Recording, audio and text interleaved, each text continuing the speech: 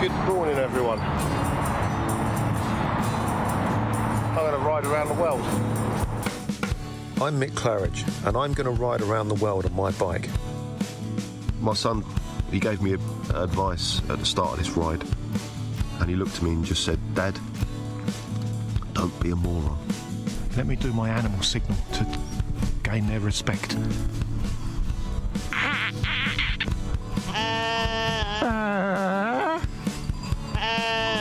How's it going, Sally? Yeah, I'm alright, Mick. How's it going? Worse than that bit in Lord of the Rings where they go into the top and the spiders in the tunnel. I'm just hoping there's a spider at the top of this one to kill me. Freezing. And I failed. I moroned up the ride.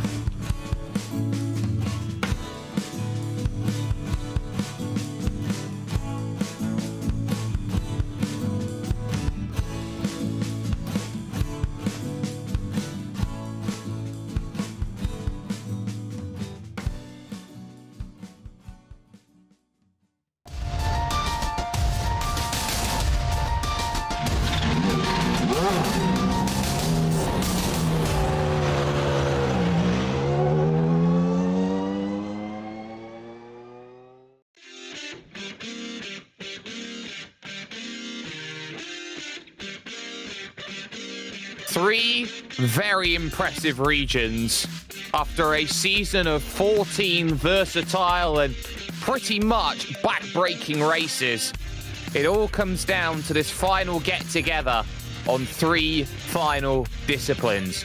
On rallycross, here on the rallycross circuit. When it comes to oval racing, we get the trucks out.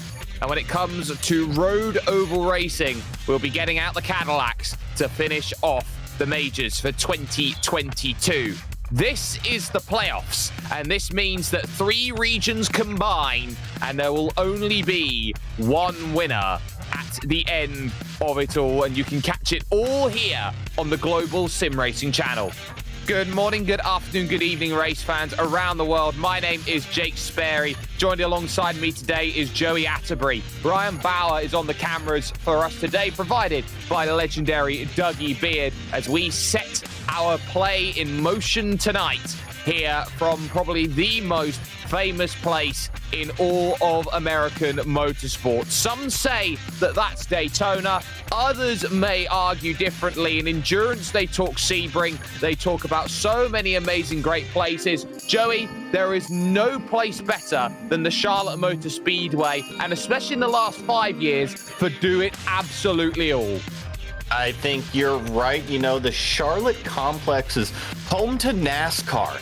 There's Indianapolis, there's Daytona, there's Sebring, there's Road Atlanta. Like you mentioned, so many great venues, but Charlotte is home to NASCAR and engineering. And here at this oval, you see so many different disciplines from the oval all the way here to the interior rallycross facility, which we are going to be starting with tonight. And Jake, you named it, just an all-around facility provided here at Charlotte.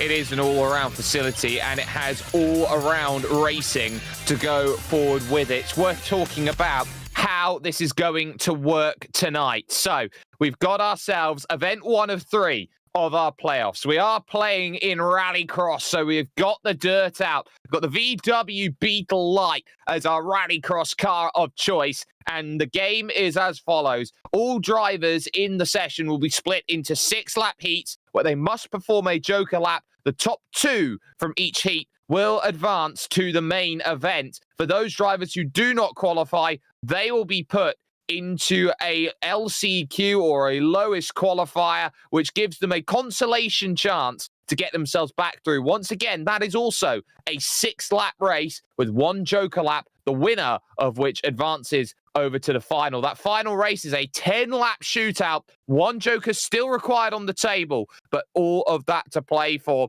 And it's worth keeping an eye out on who finishes where, because points become very, very vital. It's 50 points here today, Joey, for a victory in any category. Following that, it's 45 points for second, and then it's 1 point increment down for every other position in this field as we take a little look at the practice times, which aren't the truest indication of who is fastest and who is not. Of course, one of the cool things about Rallycross is that track surface does differentiate between start and end. Ross Banfield in the 777 for Udox Oliver, quickest of them all at the moment on a 44.9. He's 3/10 clear of Justin Morton when it comes to a VW Beetle. Yeah, 3/10 clear right now.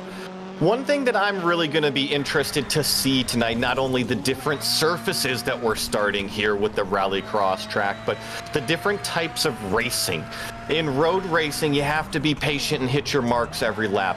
In oval racing, you got to make sure you have the track position to be up front at the end. But here in Rallycross, it really is about aggression and getting to the front as quick as you can, because like you covered, Jake, only the top 2 from each of these heats automatically advance to the main.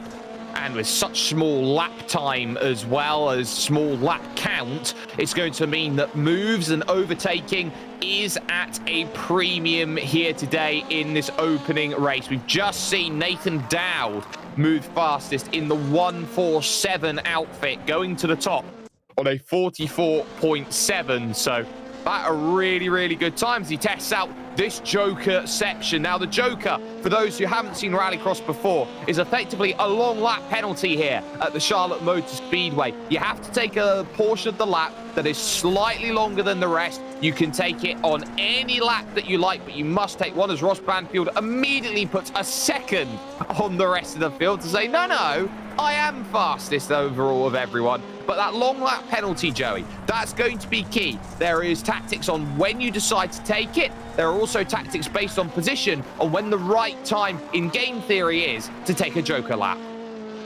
Absolutely. It's a strategy call, can't it? It can become something that you do early. It can be something that you do late in the race. It's the curveball that you can maybe take control of. And coming from a driver's perspective, the other thing really important about the Joker lap is that it's only a one-time thing. It is so easy to mix up your marks and overshoot something that you're only practicing for one lap out there out of the race. And we'll have to see if that part of the Joker lap catches out any competitors tonight. Edward Shelley on screen from NRG Racing ES. We will flip to his teammate, Garen Batten, in 4th position. They were 2 drivers racing around in the sportsman category over the course of this year. And I would say drivers out there like Garen Batten, who are proving themselves to be quick here today, only 1.4 seconds off the pace, are in 4th position. These are the sort of drivers that you look at and go, next season, 2023 here, Joey, I'd like to see them up there in the main event. I'd like to see them racing around in the pro divisions. I'd like to see how they would try and tackle the establishments of all those drivers that they were racing up against. The likes, of course, of Dallas Pataska, the likes of which are Christian Challoner, the likes of which, of course, over there in the Australasian split or the international split that was going on as well. So everywhere you look, there is always an opportunity. I'd like to see some drivers out there. Here's a driver there from the Middle Finger Racing Pro Team, Gavin Barber, joining from the Australasian Peninsula and showing us the run through to what is effectively the initial start line then here at Charlotte. Something I'm noticing at a lot of these drivers right now, Jake, is the use of the handbrake. Now, that could be just kind of the track state, or it could also be the setup here, that they're trying to get the car turned more. And that's something that I'm noticing is a lot of these drivers are having to use the handbrake to get that initial turn in the corner.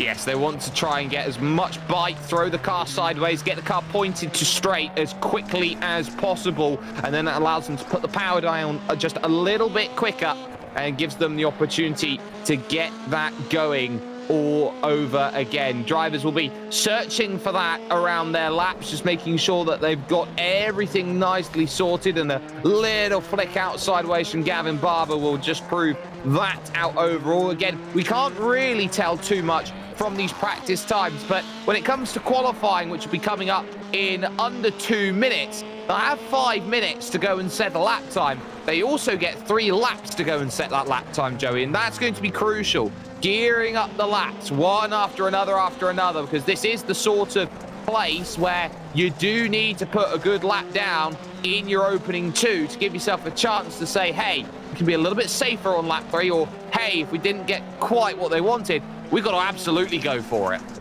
What you're talking about is exactly what I was saying at the beginning. This rallycross style of racing is just so different. And what I'm curious to see is, do we see the same group of drivers excel in this environment where you have to be so aggressive all the time as we see a car make contact with the inside wall there?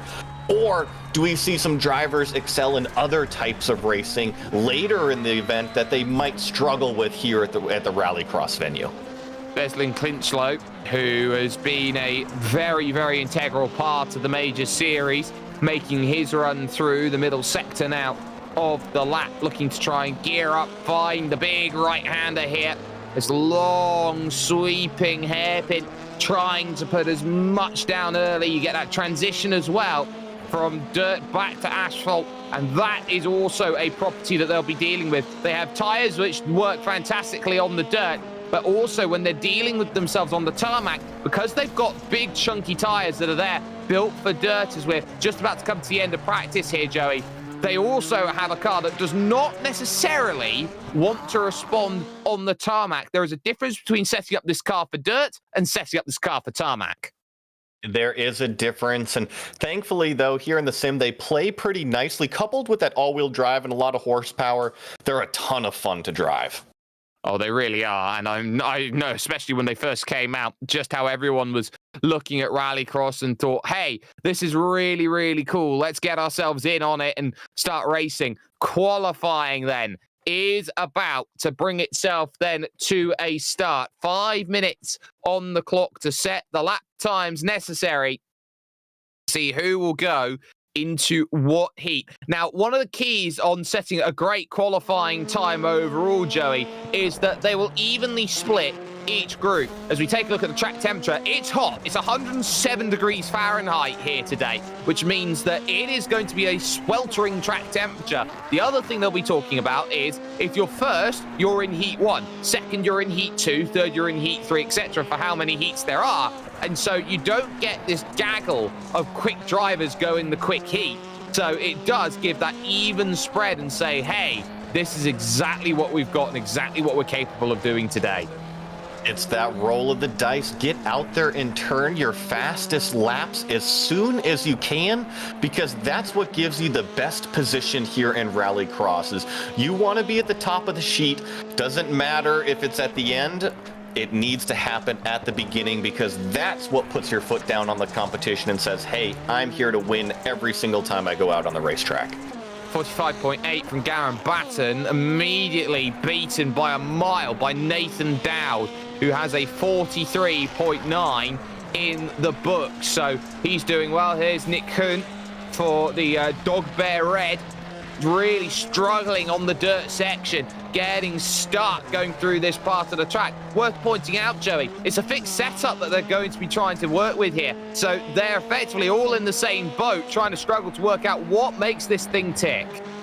They are in the same boat, and I sound a bit like a broken record because I love talking about setup and tech stuff, but yeah, we're seeing a lot of understeer in these cars here, especially on the dirt sections, and that's why they're using the handbrake. I think it's going to be a matter of which driver comes to grip with that setup, like you said, that everybody is on and can maximize that setup. Justin Morton goes fastest on a 43.3. We focus on Daniel Stevens, who is in 6th position overall, rushing about, hoping that there's still more to be had, flicking it through the very, very crucial hairpin on the lap, the middle of the lap, which leads towards this final sector where you've got to be on it. You can't take a joker lap to set a qualifying time, but you've got that fast pace right left to end the lap out, and you're looking to try and carry as much speed as you can over the line. 46.1 from Daniel Stevens. He could not improve on his time. Justin Morton's got the virtual reality goggles on. He's currently the fastest driver, and he does not improve there on that third lap. Brian Barnes currently second, and Ross Banfield, who laid down a lot of the groundwork in the early stages, finds himself in third position. Robert DeLoach is going to come over to the line for the Forge PC Racing Sport 1 team. That's a 45.1, his best time, which keeps him in position. Brian Scrivener out there on track, trying to make some high-class racing. One thing to note, our provisional pole sitter, Justin Morton, we saw him using that virtual reality headset, Jake, and I don't know if you've tried those at all, but that's what I actually use in iRacing, and maybe not a huge advantage in road racing or oval racing, but here getting onto the rallycross circuit where you have so much yaw angle in the car, being able to turn your head really is an advantage. Oh, it is. It really, really is. So with qualifying pretty much in a strong position, most drivers who have gone out there on circuit have gone and set times. 2 drivers are out there getting practice in out on track. Those are Maurice Gamillion and Justin Morton, who's got the fastest time overall. So those 2 drivers looking to get a little bit of extra practice in at the end of qualifying. There's nothing wrong with that, as they all get themselves sorted. But once everyone gets sorted and we find ourselves into play, we're going to be running things very, very quickly. Heat upon heat upon heat will go pretty much back to back to back. Very similarly, Joey, to what happened when we had the dirt oval events.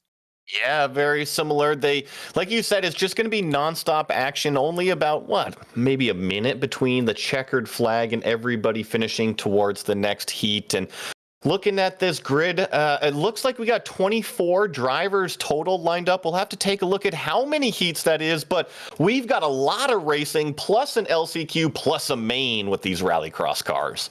Oh, we absolutely do. And these 24 drivers all have to put their best foot forward as the checkered flag comes out then in qualifying. Heat 1 is going to line up as then follows. It will be the pole sitter, Justin Morton, who will close everything out and get exactly what he wants. He'll have Nathan Dowd along for company on the front row. Garen Batten will start in 3rd with Maurice Gamillion in 4th position. Jason Lottridge will be 5th with Jason Wallot in 6th. Gary Thomas and Mark Redeker will make up the final 2 rows. 6 drivers are going to be unlucky, and you're going to keep an eye out on it. 2 drivers are going to be happy because they're going to have their places booked in the final. Watch out for their run as well. The start line in a much different position to the finish line. 3, 2, 3, they will line up. All 8 positions then on the grid, waiting for the light here at Charlotte Motor Speedway. Your Majors playoffs start now, and it's a very slow start from a lot of drivers in the middle. The top 3 all getting themselves a decent run. They'll take the traditional turn 1 out there on circuit, and it's Nathan Dowd who's got the best run of them all as he gets himself sorted then, searching over towards that inside then, as he'll look to take what is the natural road course turn 3, which is the first turn out there on track, and he will get the lap that he wants, the jump he wants. Morton in 2nd, Garen Batten back there in 3rd as Lottridge gets a big hip check and he gets tyre bundle. You're right, Lottridge got pushed out wide into the tire bundle, but it's Justin Morton chasing down Nathan Dowd out front. These 2 have escaped from the rest of the field. We'll see how the Joker laps play out, but right now it's the 147 Dowd leading the way. And this, remember, is a non-contact contact sport. Jason Wallot's gone around in the big hairpin, so he's going to have a long day of things. He's going to be falling ways back. On your screen is 3rd place, Garen Batten, who's already 3 seconds adrift on the opening lap of the top 2. He's going to have to rely on those 2 colliding together over the course of the 6 laps. If they're calm about this, Dowd and Morton, they're going to be looking to try and get as much as they can out of this. But let's not forget as well here, Joey, that where they finish in this race does also determine their grid position in the final race, as Morton has to take a double check. Going through the corner, round goes Nathan Dowd, and suddenly he's going to lose out. He has to reverse back. Garen Batten now in the transfer. I could have sworn Justin Morton was making the mistake, but ultimately it was Nathan Dowd that over-rotated in the corner, and Justin Morton snuck through to the lead. He has a 3-second gap now over Garen Batten, who finds himself in 2nd. Lottridge in the pits then, so he's not going to go any further in this opening heat. Mark Redeker will take his Joker lap then. He'll be the first driver on Joker duties, and as such, he will not have to take that for the rest of this race. It's a big, big margin out there for Morton, who's probably going to wait to cover off Garen Batten, Maurice Gamillion, who are there in what are 2nd and 3rd positions, and they've got to be very choice about what is the right time to make a call. Nathan Dowd has not given up in this race. He's got himself about 2.5, 3 seconds to chase down in 4th place. He is not giving up and jumping back. This is actually the battle for 2nd place on the screen here. The number 3, Garen Batten, has a mirror full of Maurice Gamillion. Remember, the top 2 transfer. We're working lap 4 right now. Maurice is trying to line up Batten and try to figure out a way by. He is. Justin Morton just took the Joker in front of all of these drivers. So he's got himself a full Joker ahead of those 2 behind who are yet to find that Joker. Again, Maurice Gamillion gets close, too close to that wall. A little bit of contact. You can make a little bit of something there. And taking the uber wide line, nice and neat, was Garen Batten. That's going to give him a second or so as he makes that run through the penultimate sections out there. And in fact, it's going to take the Joker and it's going to be followed along by one Mr. Maurice Gamillion. That's going to put Nathan Dowd in front, and this puts an awkward position into play because Nathan Dowd's got to start leapfrogging, but the drivers behind are also going to want to try and get through. Nose cut going through turn 2. It's kind of like watching checkers out there where the cars are hopping back and forth based off of the Joker lap. And you're right, Nathan Dowd, who was our early race leader, now finds himself in the 2nd position, but still has to do that long Joker lap. Yeah, that long Joker lap is going to be crucial. Do apologise, ladies and gentlemen, here for a couple of technical difficulties that we're having. But here comes Nathan Dowd. He's going to take his long lap, his Joker. Where's he going to come out, though, in comparison to who he's with? He's going to come out behind both of them still, but that gap's clawed down. It's the final lap, though, of this race being led by Justin Morton. Out in front, Garen Batten under threat now by Maurice Gamillion, who almost moves side by side over the jump. They'll move in towards turn 4. Gamillion backs out of it then, running himself up over towards that big sweeping left-hander. He's about 1/3 of a second back as he runs through this section, struggles a little bit to get the turn in, and all of a sudden it starts to fall away as the moves become more vital. Justin Morton, with 1 corner to go, will comfortably book his place in the final of the first of the 3 playoffs races. He takes the win here at Charlotte Motor Speedway. For 2nd, it will be Garen Batten. Dowd and Gamillion will both go to the LCQ, and as such, a really, really strong showing from them, Joey, but they've got more work to do.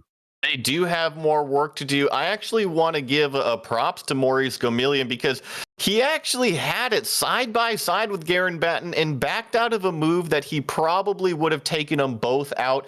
So props there to the 044 Maurice Gamillion for not causing an accident there as we get heat number 2 gridded up. Yeah, we certainly do. So confirmation of result, it was Justin Morton who picked up the victory in Heat 1 with Garen Batten 2nd, also transferring through. Maurice Gamillion, Nathan Dowd will both have to go through, the likes of which the rest will be there on your screen. Gary Thomas, Jason Willott, Mark Rediker and Jason Lottridge. Your grid for race 2, Brian Barnes will be in control of the field. He's got the whole shot with Lynn Kinchlow in 2nd position. Daniel Stevens 3rd. It will be Nick Kuhn, Wayne Hutchinson, Ernie Ludwig, Brian Scrivener, and also in 8th position, Gavin Barber as they get themselves underway. Looking towards the opening corner then for the first time already, Argy Bargy as they went on through. Troubles for what I believe was Lynn Kinchlow in 3rd position, getting himself a big shot from behind as they run through in for the first time, looking to try and find as many lines as possible. One driver in the back hitting towards Ernie Ludwig there as they go forward. But for the moment, moving up to 2nd now is Lynn Kinchlow. He managed to make the pass through on Brian Barnes, who's back to 3rd, and he's fighting out with Nick Kuhn. Yeah, Barnes and Kuhn are going to enter the dirt section side by side, but actually look out front. Kinchlow is going to take the lead over Stevens as we have more side by side. Big impact back there for 4th place. That was the 17 of Wayne Hutchinson getting into the back.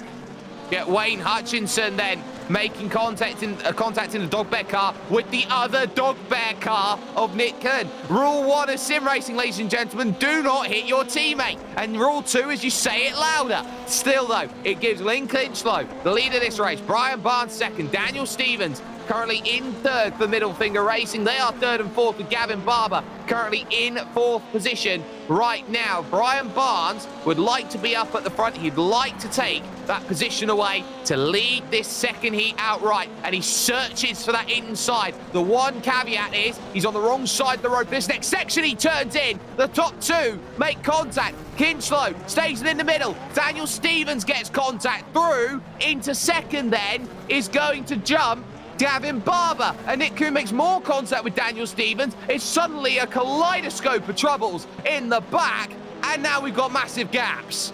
I don't think that there was a car on track that was behind second place that wasn't involved in that wreck, but look what it's done for Brian Barnes. He is escaping out front over 2 seconds over second place. Over 2 seconds, and that might be what's needed. There's more spinning in the back as Lynn Kinchlow goes around again. He was looking really strong as he gets turned by Ernie Ludwig, and this is an elbows out style of racing, Joey. Of course, this isn't a case of it's lawless where you can hit everybody out of the way, but you can be a little bit more liberal. You can get your elbows out. It's got the touring car feel with the rallying pedigree. Definitely, yeah. It's a little bit more argy-bargy, if you will. I know that's a pretty popular term, but elbows out, hips out. You shouldn't be knocking your competitors off of the track, but you should be going out there and leaning on them just like you were dancing out there.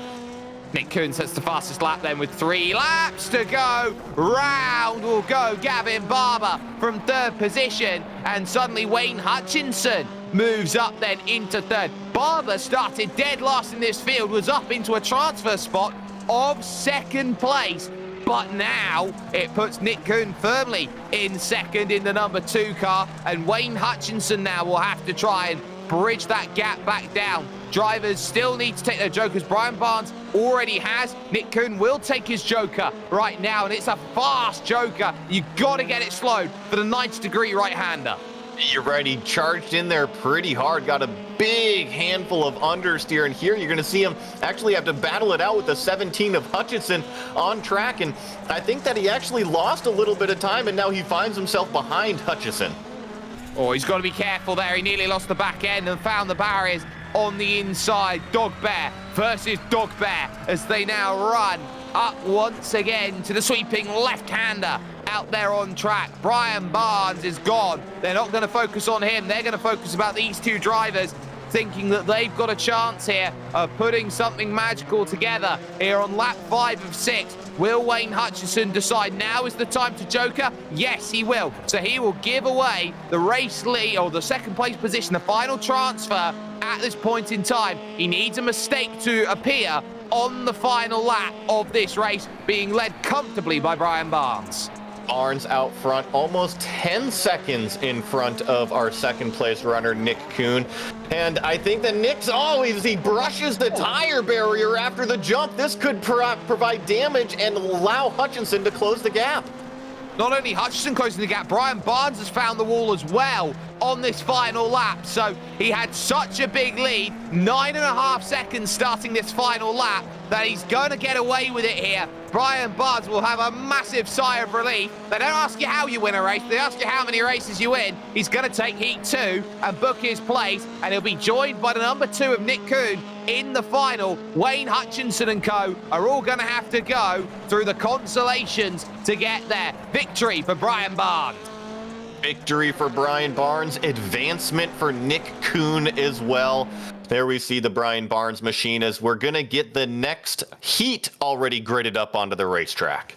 Before we do, we'll get results and confirmation. Brian Barnes gets the victory, 4 minutes, 58 seconds. He wins by 4.4 over Nick Kuhn, with Wayne Hutchinson third and Ernie Ludwig in fourth position. Fifth would be Daniel Stevens. Lynn Kinchlow is sixth, with Gavin Barber and Brian Scrivener seventh and eighth. Heat 3 is the final heat then as they go through. Ross Banfield then will be in control, with Edward Shelley along with him. Travis Walling starts third, with Robert DeLoach, Timothy Close, Richard McClure, Brian McGreevy and David Gargaro Jr. making up the 8 here for this third race right now. They're all lined up. They're all ready. Get 6 laps on the clock once again because Heat 3 is going to get itself underway, and we're going to get ourselves going. Lovely launch then from the outside, which gets a very, very strong start. Edward Shelley takes an amazing line through the opening corner. He gets a great run, but Ross Banfield still on that inside on the Udox car. They're going to scrap and trouble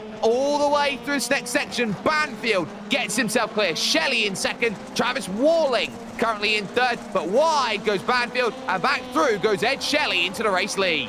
Shelley to the lead, and Banfield's going to battle it out side by side with his teammate Warling there as they enter the dirt section for the first time. We've seen so many cars have trouble here on the dirt. It looks like all 4 or 5 cars make it through single file. Oh, they do, and that's very, very nice to see. We've seen a lot of turmoil and chaos in the opening couple of laps of those first 2 heat races, but we've seen maybe a little bit less of that in this one. No takers of the Joker on this initial run through as they now charge away onto the second lap of this race. Ed Shelley leading Ross Banfield. Travis Walling currently in third. Big slide in fourth from Robert DeLoach behind as we take a driver's eye view with Travis Walling flicking through the right of the old oval course before now really using that dirt, cutting across lanes and lanes of Roval before sliding about in the big left-hander. You know, these drivers always like to prove me wrong, but here in the dirt section, it seems like the tedious inside line is prevailing here as we're going to have a side-by-side battle for the lead, and Shelley's going to take the Joker. We'll see how that plays out in the ultimate battle. That's a good decision there. Was side by side, would have been compromised on the outside, decides to bite the bullet and take the Joker early, but here's where it doesn't help because there's Robert DeLoach on the inside and Edward Shelley's going to have to ride the wall on the outside. Ross Banfield sets fastest lap then of the race. Richard McClure getting a little bit closer, but this is not what you want, to be held up in traffic. If Ross Banfield was wise in this situation, he'd immediately cover off the move right now, and Joker himself got his teammate behind who can outlast and run all the way towards the end, but you want to cover off the move as quickly as possible. Shelley trying to get past Robert DeLoach. DeLoach might just be Ross Banfield's best friend. Banfield stays out. Yeah, looks like both leaders are going to continue on with their normal laps, not do their Joker quite yet. Will be interesting because Edward Shelley definitely got holed up when he took that Joker. He was forced out wide. There was the right decision, like you were saying, Jake, but I think he got held up once he came back out onto the racetrack. That's why an early Joker can sometimes hurt when it comes to a race like this, and the chasing that he's going to have to do is going to have to be something extra special out there on circuit. Ross Banfield knows it. He's going to try and win this one with outright pace and pretty much outrun the bullets of everybody else trying to get him from the North Carolina side of Carolina to the south side of Carolina. Joker from one Mr. Ross Banfield. He wants everything covered off as he goes through. He'll know that Travis Walling will take the race lead, but crucially, a beautiful, beautiful overcut works out. Ross Banfield with a healthy margin. Look at that, healthy indeed. Over a second in hand to Edward Shelley, and what that tells me is Edward Shelley could be in the sights of Travis Walling if Travis is able to set a rocket of a lap time here. We'll see where they come out after the Joker. Yep, he's going to be hurried, though, by Ross Banfield, and that's the key. He doesn't want to hold him up any points at all. So if he feels like he's close enough, he's going to have to take that flick left. He will do on lap 5. Hit the brakes. Try and get the car pivoted through the corner. Where is the red of Edward Shelley? He is crucially behind. So the 2 Udox Oliver cars are going to book their places if it stays like this on the final lap here at Charlotte Motor Speedway. Excellent strategy from both of those cars, Ross Banfield and Travis Walling, but the race is not over yet. They have to navigate through this tricky dirt section one more time. One final time then in the heat for Ross Banfield, who was third fastest overall in the 777 car, and he has a little bit of a worry on connection as he goes through. Travis Walling in second. Edward Shelley is third's going to be on the wrong side of the road, looking in for this one. Ross Banfield is going to take the drive to the line and will win it outright here in Heat 3. It will be Travis Walling second, Ed Shelley will take third. Richard McClure and Robert DeLoach will have a very strong race here for fourth. Coming to the line, DeLoach gets a very big steam ahead, but he can't quite get there. He's short by a quarter of a tenth of a second. You are right. 0.025 of a second difference between McClure and DeLoach there at the line. What a finish.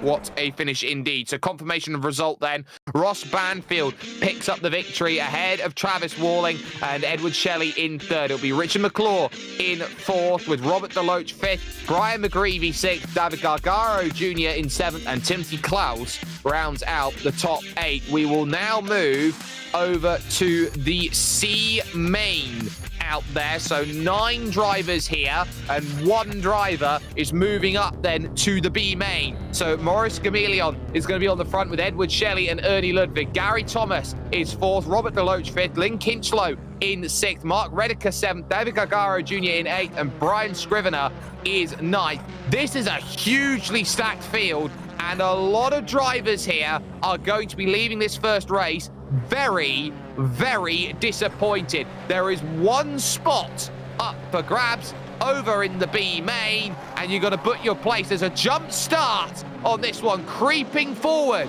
off the line. You should have just gone. There's no way to serve the penalty. So that is a really big problematic start then as they go through. I'm not sure whether that was Lynn Kinchlow out there. In fact, DeLoach, Gamilion, and Ludwig all have jump start penalties. I was gonna say that it wasn't just the 1 car, Jake. I saw 3 or 4 cars move out there. That's gonna throw huge implications on who's gonna win. Well, Edward Shelley didn't, and he's out in front, so that's good. Gary Thomas finds himself in second. Gamilion is third, but he's got a huge penalty at the end of this race coming. Lynn Kinchlow in fourth also is going to have a bit of work to do, so it looks like some drivers in trouble. The last thing you want to do is stuff it up, as Lynn Kinchlow has, and there's big contact as they go through that hairpin once again. Yeah, but I'm looking at Edward Shelley. He's got to be breathing a sigh of relief as, oh my gosh, you are right. Kinchlow had a hungry pack behind him, but here's Edward Shelley. He was out front here in the race that we were just covering previous. He wasn't able to advance, but now he's in that position, that lead position, to hopefully make it to the main. Oh, he is, and he's going to be trying to do everything in his power to make sure that he jumps through. He'll have the lowest grid position for that B main. If he does, book his 1 solitary ticket, and it's up now to Gary Thomas to close that gap down. The gap was at 2 seconds. It's at 1.7 at this moment in time. So there's still a lot of time left in this race. Anything can happen. And of course, in racing, it normally does out there. But crucially enough, Gary Thomas deciding now that he has got to get the hammer down. Edward Shelley is setting fastest laps, 43.983. Yeah, Shelley out front, 43.98, trying to put his foot down on the rest of the field right now. We're seeing Gary Thomas try to close that gap, and then also Maurice Gamilion there right behind him as well in that 044 machine. But certainly looks like the red 34 of Edward Shelley has kind of the pace on everyone. Maybe Maurice Gamilion, if he gets by Gary Thomas there, can hunt down Shelley out front. Worth noting, it's worth fighting for every position in this C main because it will give you 1 extra point if you can jump up another place, and it's effectively a 2-point swing on the driver you overtake. That's big in the context of this one. Gary Thomas will not, or may know, that there's going to be penalties behind us. Robert DeLoach sets the fastest lap of the race. You don't get any points for a fastest lap, but you get credit for it. Gary Thomas, though, knows that he's got to be alert to drivers behind. There will be a time penalty added on at the end of this race, and it might be crucial for drivers. Big off. That's a huge off. 2 drivers then in the barriers. One of them, Mark Rediker. The other one, Lynn Kinchlow. And even with those penalties, those could be big points for Gamilion. Those could be huge points for Gamilion as he takes the Joker lap right now. That was Lynn Kinchlow getting caught up over the jump. We saw have a little bit of troubles earlier, but that was a huge wreck over the jump. And that's Edward Shelley Is that Edward Shelley who's caught? Oh, it is! It's Edward Shelley caught up! And he's upside down, hit by Maurice Gamillion. What happened to Edward Shelley over the jump? Someone was stopped on the jump trying to get going. It was Mark Redeker who was in the wrong place at the wrong time, and Edward Shelley had nowhere to go. Suddenly, Gary Thomas has been given an almighty free kick. Disaster for Edward Shelley, and not only did he get run into, well, he ran into the car parked in front of him, and then he got hit from behind off the track. Disaster for the 34 machine. That has got to hurt for the NRG Racing ES car there and the driver, Edward Shelley. That's not what you want to have happen. Gary Thomas is out there leading the race by 5 seconds over Maurice Gamillion, who's got a penalty. Robert DeLoach has just put it in the barriers in 3rd place, which means David Gargaro Jr., who started 8th overall, is now 3rd, and it could be 2nd at the end of this race. He could be 2nd, working that final lap here. Gary Thomas, like you said, out front, leads over the 044 of Maurice Gamillion, and then David Gargaro Jr. there in 3rd place. And that's why you take the Joker on the last lap as well. You avoid everybody else. It's the tactical thing to do when you're leading. Gary Thomas will come to the line. He will book his place in the B main by winning the C main. A crazy race as they go through. Maurice Gamillion, on the road at least, will take 2nd position, and David Gargaro Jr. will end up in 3rd at the end of this one. Robert DeLoach will be 4th. Redeker and Kinchlow will not finish. Brian Scrivener then will not finish either, which will mean that Ernie Ludwig will take 5th place as they will run over to the line for the Howler Racing team. So that for Ernie Ludwig will be 5th. Maurice Gamillion most likely will be demoted back down into 4th position at the end of this race due to the jump start penalties that were enforced. A crazy race, but Gary Thomas has his place in the B main, and we're going to get ourselves a look then over at that B main. There's the race results for you. Gary Thomas, David Gargaro Jr., and in fact Maurice Gamillion will be classified in 3rd position when the penalty is all said and done. Let's look at the B main though, and this is crucial. Wayne Hutchinson will be in place with Nathan Dowd in 2nd and Richard McClure in 3rd. Daniel Stevens will start 4th with Jason Willott 5th, Brian McGreevy 6th, Gavin Barber 7th, Jason Lottridge in 8th, and Timothy Klaus in 9th. My apologies, no position change then or move up from C main to B main, but it does still mean crucial points for Gary Thomas. So here is Wayne Hutchinson then on the front, green flags in the air, and they get themselves underway. What a jump from the 2nd row. From the 2nd row, it's Daniel Stevens, but he has to back out of it then. Through the early stages, one driver's abandoned ship on the lap. Oh, top 2 in trouble, top 3 in trouble. Slipping away through is Gavin Barber. Disaster off the start. The 17, Wayne Hutchinson, ultimately got pushed up into him. I think he just ran a little bit wide, and then up and over the other car went, and right now leading the way is Richard McClure, escaping from the field, but disaster between the front 2 cars in turn 2. Well, McClure's actually in the back at this point in time. It is currently Gavin Barber in front. Brian McGreevy is up to 2nd. Daniel Stevens now up to 3rd. There's a spinner. It's Jason Lottridge in trouble again. So he's got work to do in the B main to get himself through. And that is disastrous off the start. What a crazy start to the race. And it's 2 drivers at the front on that opening whole shot run to start the initial lap that just decide, you know what, we're not going to leave any room for each other. We're going to get into it. Barber leads, but McGreevy and Stevens right now, they've got to play the game. They've got to chase it back. The other thing is, I could have sworn I saw a couple cars lurch on that start, which I think caused a little bit of confusion there in turns 1 and 2 between our leaders. But unfortunately, you know, they did come into contact, and both of those cars pretty far down the order. Like you said, though, it's Gavin Barber out front, leading Brian McCreary as we get a move from Daniel Stevens for 2nd place. Even Stevens, easy move, and the race leader's going to come in, take his Joker lap. Stevens will now take a hold of the race lead. Gavin Barber will move into 2nd position. Brian McGreevy also took the Joker and will merge just in front of the penalised Richard McClure, who is in 4th position. Wayne Hutchinson as well has a penalty as well for that jump start. So a couple jump start penalties coming through. Jason Willott, fastest lap that time by. He is through on Brian McGreevy right now, and he's got his eyes set on Richard McClure as well. So a big 3-car train in the middle. One's taken the Joker, 2 have not. Looked like Richard McClure really got the elbows out there before the jump, got by these other 2 cars, and now trying to take the slow inside line. Manages to get the traction down. It was a little hair-raising there while the other car got up side by side, but ultimately the inside line was faster.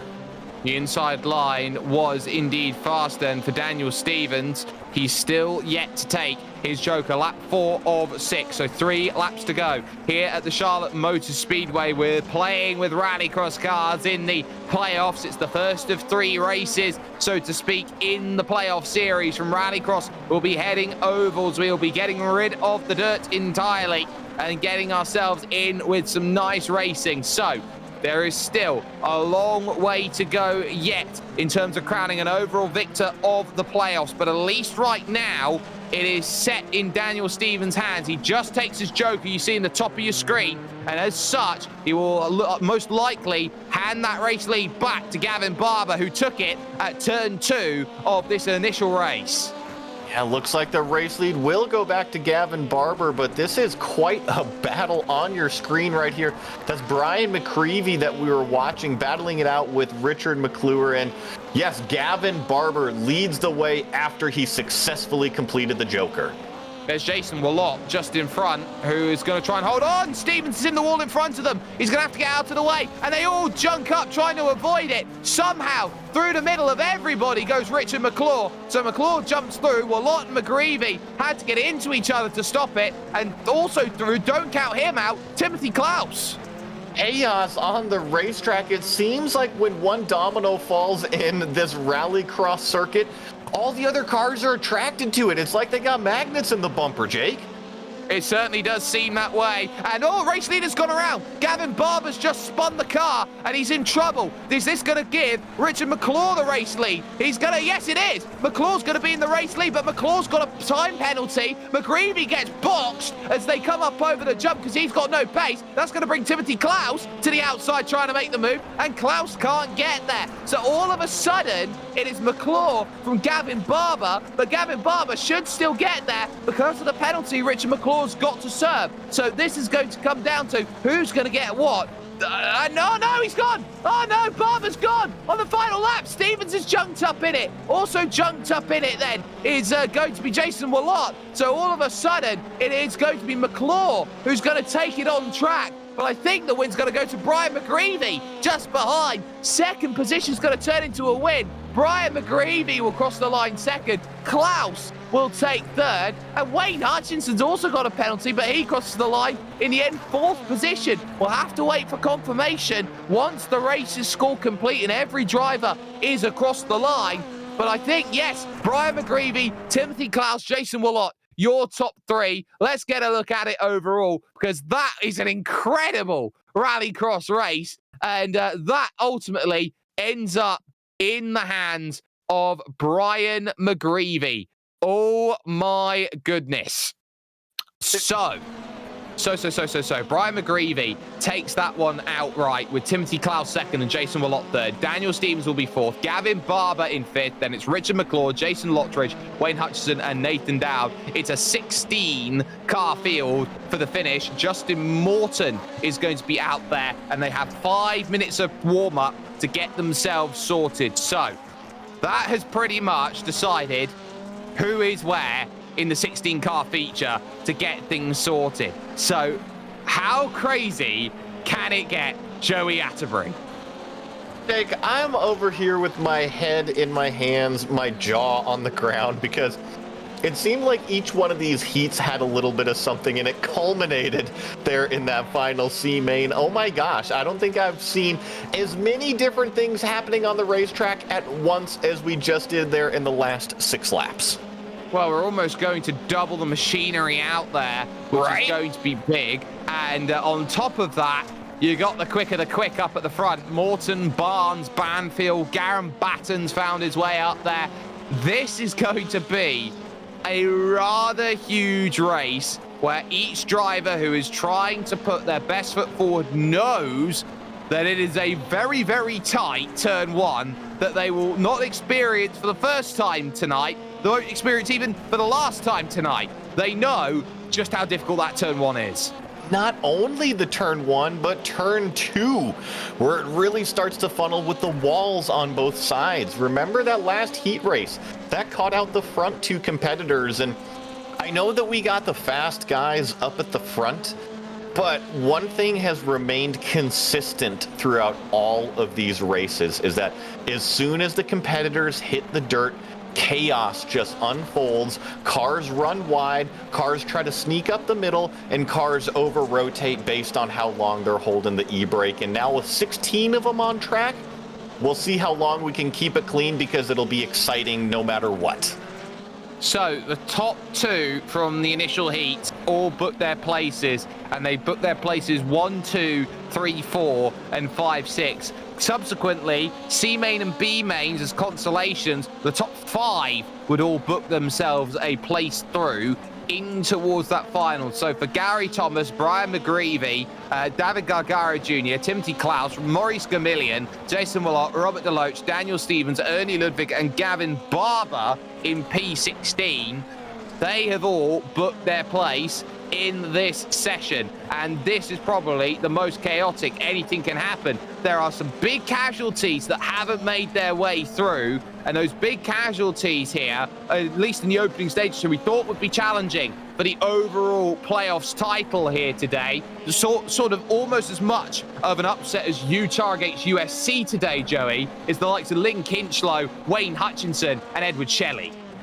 Yes, there's quite a few names that got really bunched up in their heats and did not have a good day. Pretty surprising to see those guys, you know, just so far down here, especially in the rallycross cars where it's such a short lap. You'd think that they'd be in no matter what. Yeah, exactly. And that's what makes rallycross so great. It is one of the most unpredictable formats out there in racing, and that goes all the way from the work that has been done on the FIA side of rallycross to the big Nitro Cross that's become a huge hit, and then to some extent as well, you could say, Joey, that the work that rallycross has done has helped populate things like Extreme E. Absolutely, and yeah, you want to mention Extreme E. For you guys who are unfamiliar with it, it's pretty much rallycross on steroids with electric motors, where we talk about electric vehicles really taking over the automotive industry, and rallycross is on the forefront right now with some really, really cool cars that are just wicked fast.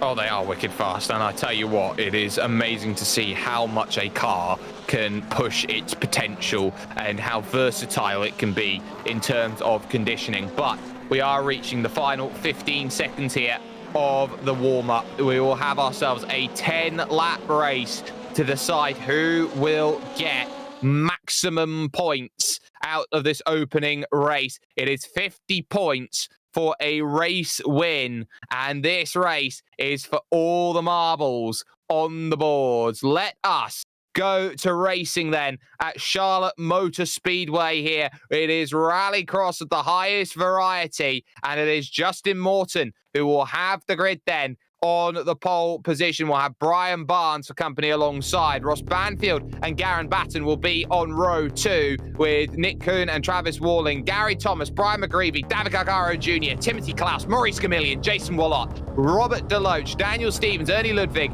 Gavin Barber. Your 16 here looking to get themselves ready because they will get the lights on shortly. They will get themselves soon that green flag as they wait through in 3 and 2s, 5 rows back. Let's get ourselves then some true rallycross action going. Lights on at Charlotte Motor Speedway. Lights out at Charlotte Motor Speedway. Some great work off of the start. Everybody clean as they make their run to turn 1 then and look to get that run. Justin Morton with the whole shot. But watch on the outside for Ross Banfield. He's going to try and run around the outside and take the race lead away. And in fact, he will do so with a fantastic move. He fantastically takes the race lead. Drivers scramble out to the outside. There's trouble in the mid-pack with the likes of David Gargaro and co. Looks like Stevens and Ludwig just about makes their way through. But crucially, a nice start at the front. It is Ross Banfield who leads this one for Udox Oliver, Joey. Ross Banfield leads, Justin Morton leads, Brian Burns, some of the 3 of the fastest drivers we've seen all day, now nose to tail on the racetrack as we see Morton run wide and Barnes try to take a look up the inside, but not quite enough room to squeeze through right now. Barnes also got the inside, which put him in trouble, and an early joker taken by Brian Barnes. We take a driver's eye view with Justin Morton then as he gives chase. Barnes, by the way, he's out just behind Garen Batten. Keep that in mind in terms of this race. So Banfield leads, Morton in second, chasing over the jump, still trying to take as much of the track as possible there through that big right-hander about 80 degrees, climbing up the hill. It plateaus on braking. This is what makes this left-hander so difficult. It plateaus on brakes. It does, you know, anytime you're dealing with an overcrest, it can throw the weight up off of the drive wheels and the steering wheels, and that's what can cause a lot of understeer, especially when a car has all-wheel drive and you lift the front end, all of a sudden those steering wheels are not doing their job. Gareth Batten's just run into troubles at the turn that might have held up Brian Barnes in this race. Justin Morton, 43.1, fastest lap then of the race, and crucially, it was only faster by 100. There in the further back is the number 3 of Garen Batten, who's with Robert Deloach. Deloach can't get any drive. He's racing now with Timothy Klaus and also Gavin Barber, who's there. So the mid-pack starting to really race at this point. Brian Barnes, 4th position. Keep an eye on him because he's taken the joker. Everybody else hasn't. And it looks like those in 1st, 2nd, and 3rd, they're going to wait as long as possible. A little look from Timothy Klaus going out to the outside line. It opens the door up for Robert Deloach, but he's got no drive. Something we saw that negatively affected cars earlier was that early joker lap. But thankfully, Brian Barnes took that early joker lap, and he doesn't have anybody out front, but he drifts a little wide coming up over the jump. We'll have to see how it plays out as we still have a battle on the racetrack here. These cars are all starting to sort it out. Look at how dry and dusty it is, Jake. Oh, it is, and that's going to be playing havoc with the sight lines as well. It's going to be playing havoc with the grip differences because they'll drag that dirt further and further onto track. Big lunge up the inside by Tim Klaus, and Klaus is going to take the place away here from Robert Deloach, and in fact, it's going to be joined by Gavin Barber. Cookies, thank you very much. I will take that one, and I will take that with aplomb. I'll take that fantastically. We'll take a look on board then from the perspective of one Mr. Travis Walling, because Justin Morton has just taken the race lead away. The answer is why, you ask? Because Ross Banfield felt he had enough of a gap to take his joker. He did, and then also Travis Warling, I want to give a shout out. He had an excellent start from the 2nd or 3rd row. Got a little bit caught up earlier, but here he is in the 3rd position. I do not believe that Travis has taken his joker lap yet, but nope. He is in the mix up at the front.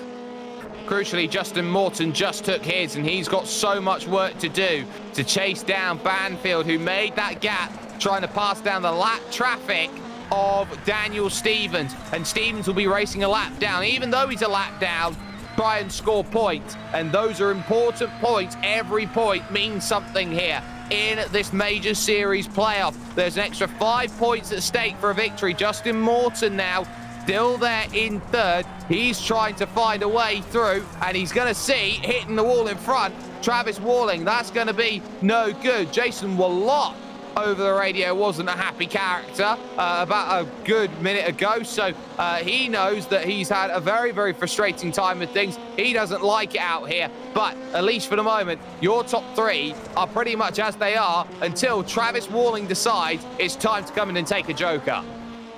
Yeah, looking at that Worley car, he actually gets into the wall. Travis Worling there after the jump. And Jake, I'm noticing some pretty heavy front end damage now. We'll have to see if that affects the handling on his car. He was trying to hunt down his leader teammate in Ross Banfield, but now this is Justin Morton right up under the back wing of him. Undoubtedly it will, and there are no doubts about it that for Travis Worling, he is in trouble. There are no pit repairs in a race that is rallycross, so you always have to keep that in mind. You are always on a ticking time bomb with your car. It will always be pristine, but it will always come back with a few dings and scrapes here and there, and you've got to be alert out there on circuit. But still, they chase here. Worling has Morton for company. Morton trying to find a way through, and he's not going to get any dice right now as they run through the big left. There's a car on the infield in trouble. That's going to be Tim Klaus, who's going to have to turn himself around as they run through all of this for Travis Worling, struggling to get around. It's going to bring a few more troubles into play out there on track. There'll be 2 to go at the line. Justin Morton still trying to figure out a way around that number 90 car of Travis Worling. This is the battle for second place on the racetrack right now. Jake, though, you nailed it.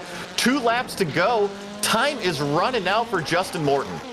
Morton's got to get there, but he still knows that Travis Worling might wait to the final lap to take that joker, might take the chances with the traffic like Timothy Klaus just in front, another teammate of Udox, and that could be big for Travis in terms of how does he get through. He tries to gear it up the inside. He leaves the door open there for Roger Morton, who's going to go. Justin Morton, who's going to go to the inside, and Justin Morton goes through. Worling decides, I've lost the position. I've got nothing left to lose. I'm going to take my joker now, and that will be that. Joker taken, and suddenly it might be as plain as sailing here in this race. Ross Banfield, your race leader, as we start the final lap. Justin Morton in second. Travis Worling in third position. Ross Banfield will look to prove that he is head and shoulders. In his 2022, he goes down as the most improved driver through the Majors Series, and he may just go down as a driver as odds-on favourite at this point to pick up the playoffs entirely. It'll be his weakest section next when it comes to oval, but for Ross Banfield on rallycross, how do you stop him? He takes the win in style. In style, indeed. Looks like Justin Morton about 6 seconds back. We're going to jump back here. Oh, no, looks like a little bit of over-rotation as all these cars are coming up to finish here. The line, that's Brian Barnes with another incident. I saw him spin by himself earlier in the race after having such a great start, and it all kind of fell apart for him at the end.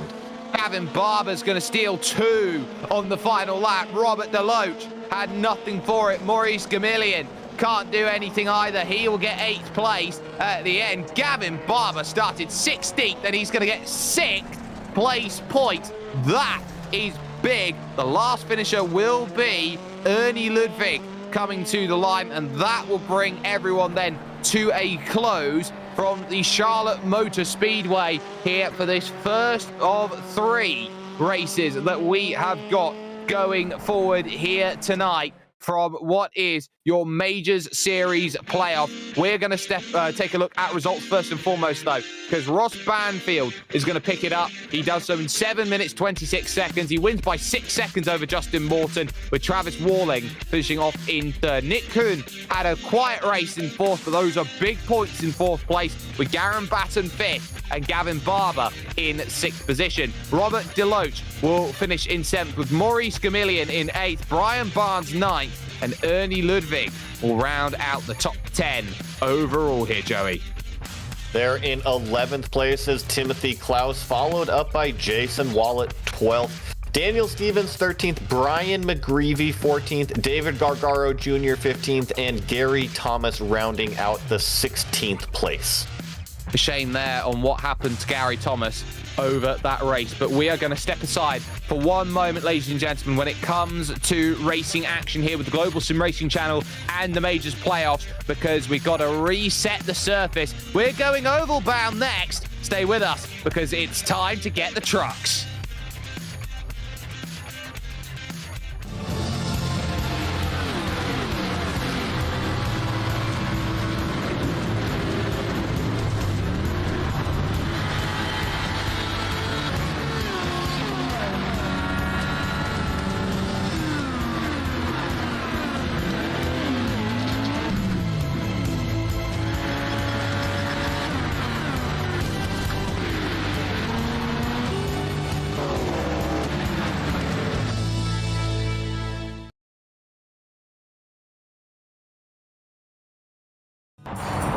Morning everyone. I'm going to ride around the world. I'm Mick Claridge, and I'm going to ride around the world on my bike. My son, he gave me advice at the start of this ride, and he looked at me and just said, Dad, don't be a moron. Let me do my animal signal to gain their respect.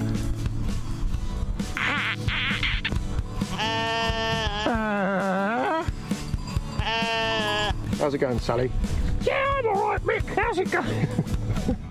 Worse than that bit in Lord of the Rings where they go into the top and the spiders in the tunnel.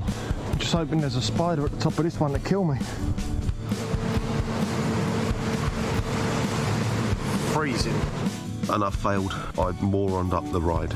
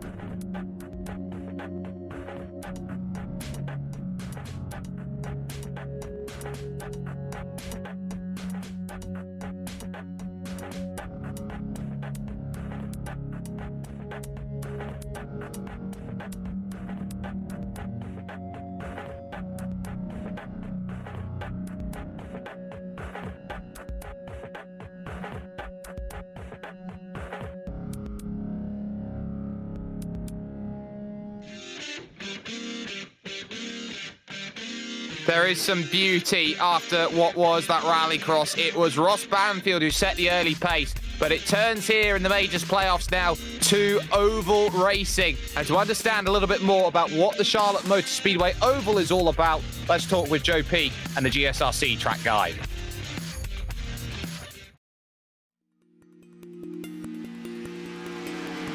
Welcome everybody to the Charlotte Motor Speedway. Even though it was built more than 4 decades ago, drivers still love to race at this 1.5-mile quad-shaped oval. Located just a short 13-mile drive from downtown, Charlotte also shares a similar track shape to what you would see at the Texas Motor Speedway and the Atlanta Motor Speedway as well. Despite turns 1 and 2 having the same banking as turns 3 and 4, the two ends of the speedway could not drive any different. Turn 1 and 2 are much more of a sweeping corner, really carrying the speed down into the corner and trying to get that hole shot out of turn 2 down the backstretch. Turns 3 and 4 drive much tighter than 1 and 2, really having to get the car to rotate in the middle of 3 and 4 to make your entry and your exit point. Getting a lap in around here in one piece usually requires some calm nerves and a patient foot. Charlotte was one of the first speedways to install lights around the facility, giving night racing a whole new berth. Charlotte is also known for its place in the perfect day of racing every Memorial Day, acting as the caboose after the Monaco Grand Prix and the Indianapolis 500. If Daytona is the pinnacle of NASCAR racing, then Charlotte has to be just a bumper behind. Fans flock to the largest sports facility in the Southeast and NASCAR's home track.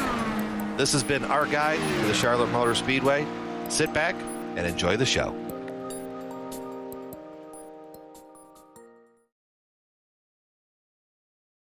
For those thinking that Joe Peak had a cold, you're absolutely wrong. That's someone else. That's not Joe Peak. But Charlotte Motor Speedway, a quad oval with 24 degrees of banking here, Joey. This is everybody's favorite 1.5 miler.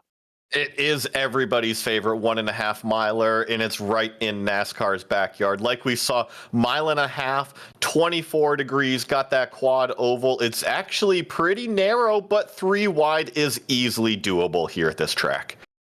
Oh, it is. And with such a short race in terms of how we go, this is just a 40-lap race in the legacy Silverado, the Chevy Silverado from 2008. It's fixed setup out there, so they all are racing to the same spec. But there are cautions in this race. That's crucial to keep in mind, but there will not be any green-white checkers. So that means any caution in between 5 and 2 laps to go, that is the end of this race completely. It's going to be really different. With that, the field is set. We're qualifying just about done. Let's see how everyone stacks up. And the big name is Travis Walling at the front, got the pole in the number 90. He'll have Nathan Dowd for company on the front with Robert DeLoach in 3rd and Justin Morton in 4th position. Wayne Hutchinson and Garen Batten will be inside and outside of row 3 with Jason Wallop and Jason Lottridge making it an all Jason 4th row of the grid. Press X to Jason. Ross Banfield will start in 9th, your winner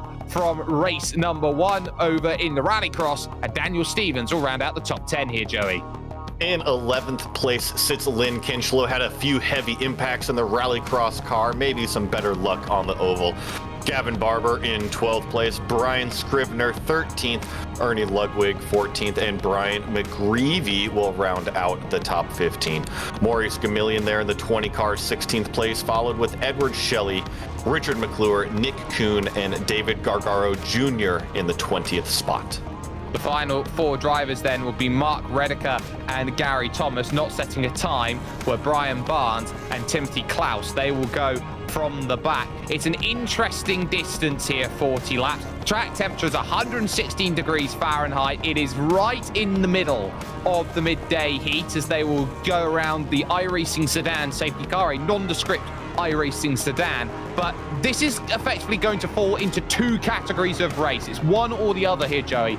Either this is 40 laps clean, or this is 40 laps with caution after caution. Absolutely. That's kind of how the ovals tends to be. And I think really we get the most chaos on the starts and restarts. We get a lot of big accordion effects, and then also guys that think they can go 3 wide on colder tires or maybe putting their car in a spot where it shouldn't be. Really exciting race starts and restarts no matter what. Exactly. The lights, of course, off on top of the iRacing sedan safety car, which means that the pace car will be diving into the pits at the end of this lap, and we will be going to green flag racing immediately. Watch out, though, for those two drivers, third and fourth, Robert DeLoach and also Justin Morton. They could make something happen there as they look to go and forge a teammate partnership that runs them up through the field. That could be something to keep in mind as everyone looks to try and find their dance partners after what was qualifying and give themselves the best possible chance of scoring the best result. They raced here, of course, in the World 600. That was a night race, a day-to-night race. Pace car dives in. They've got 40 laps in the midday sun here at Concord, North Carolina, and we are green.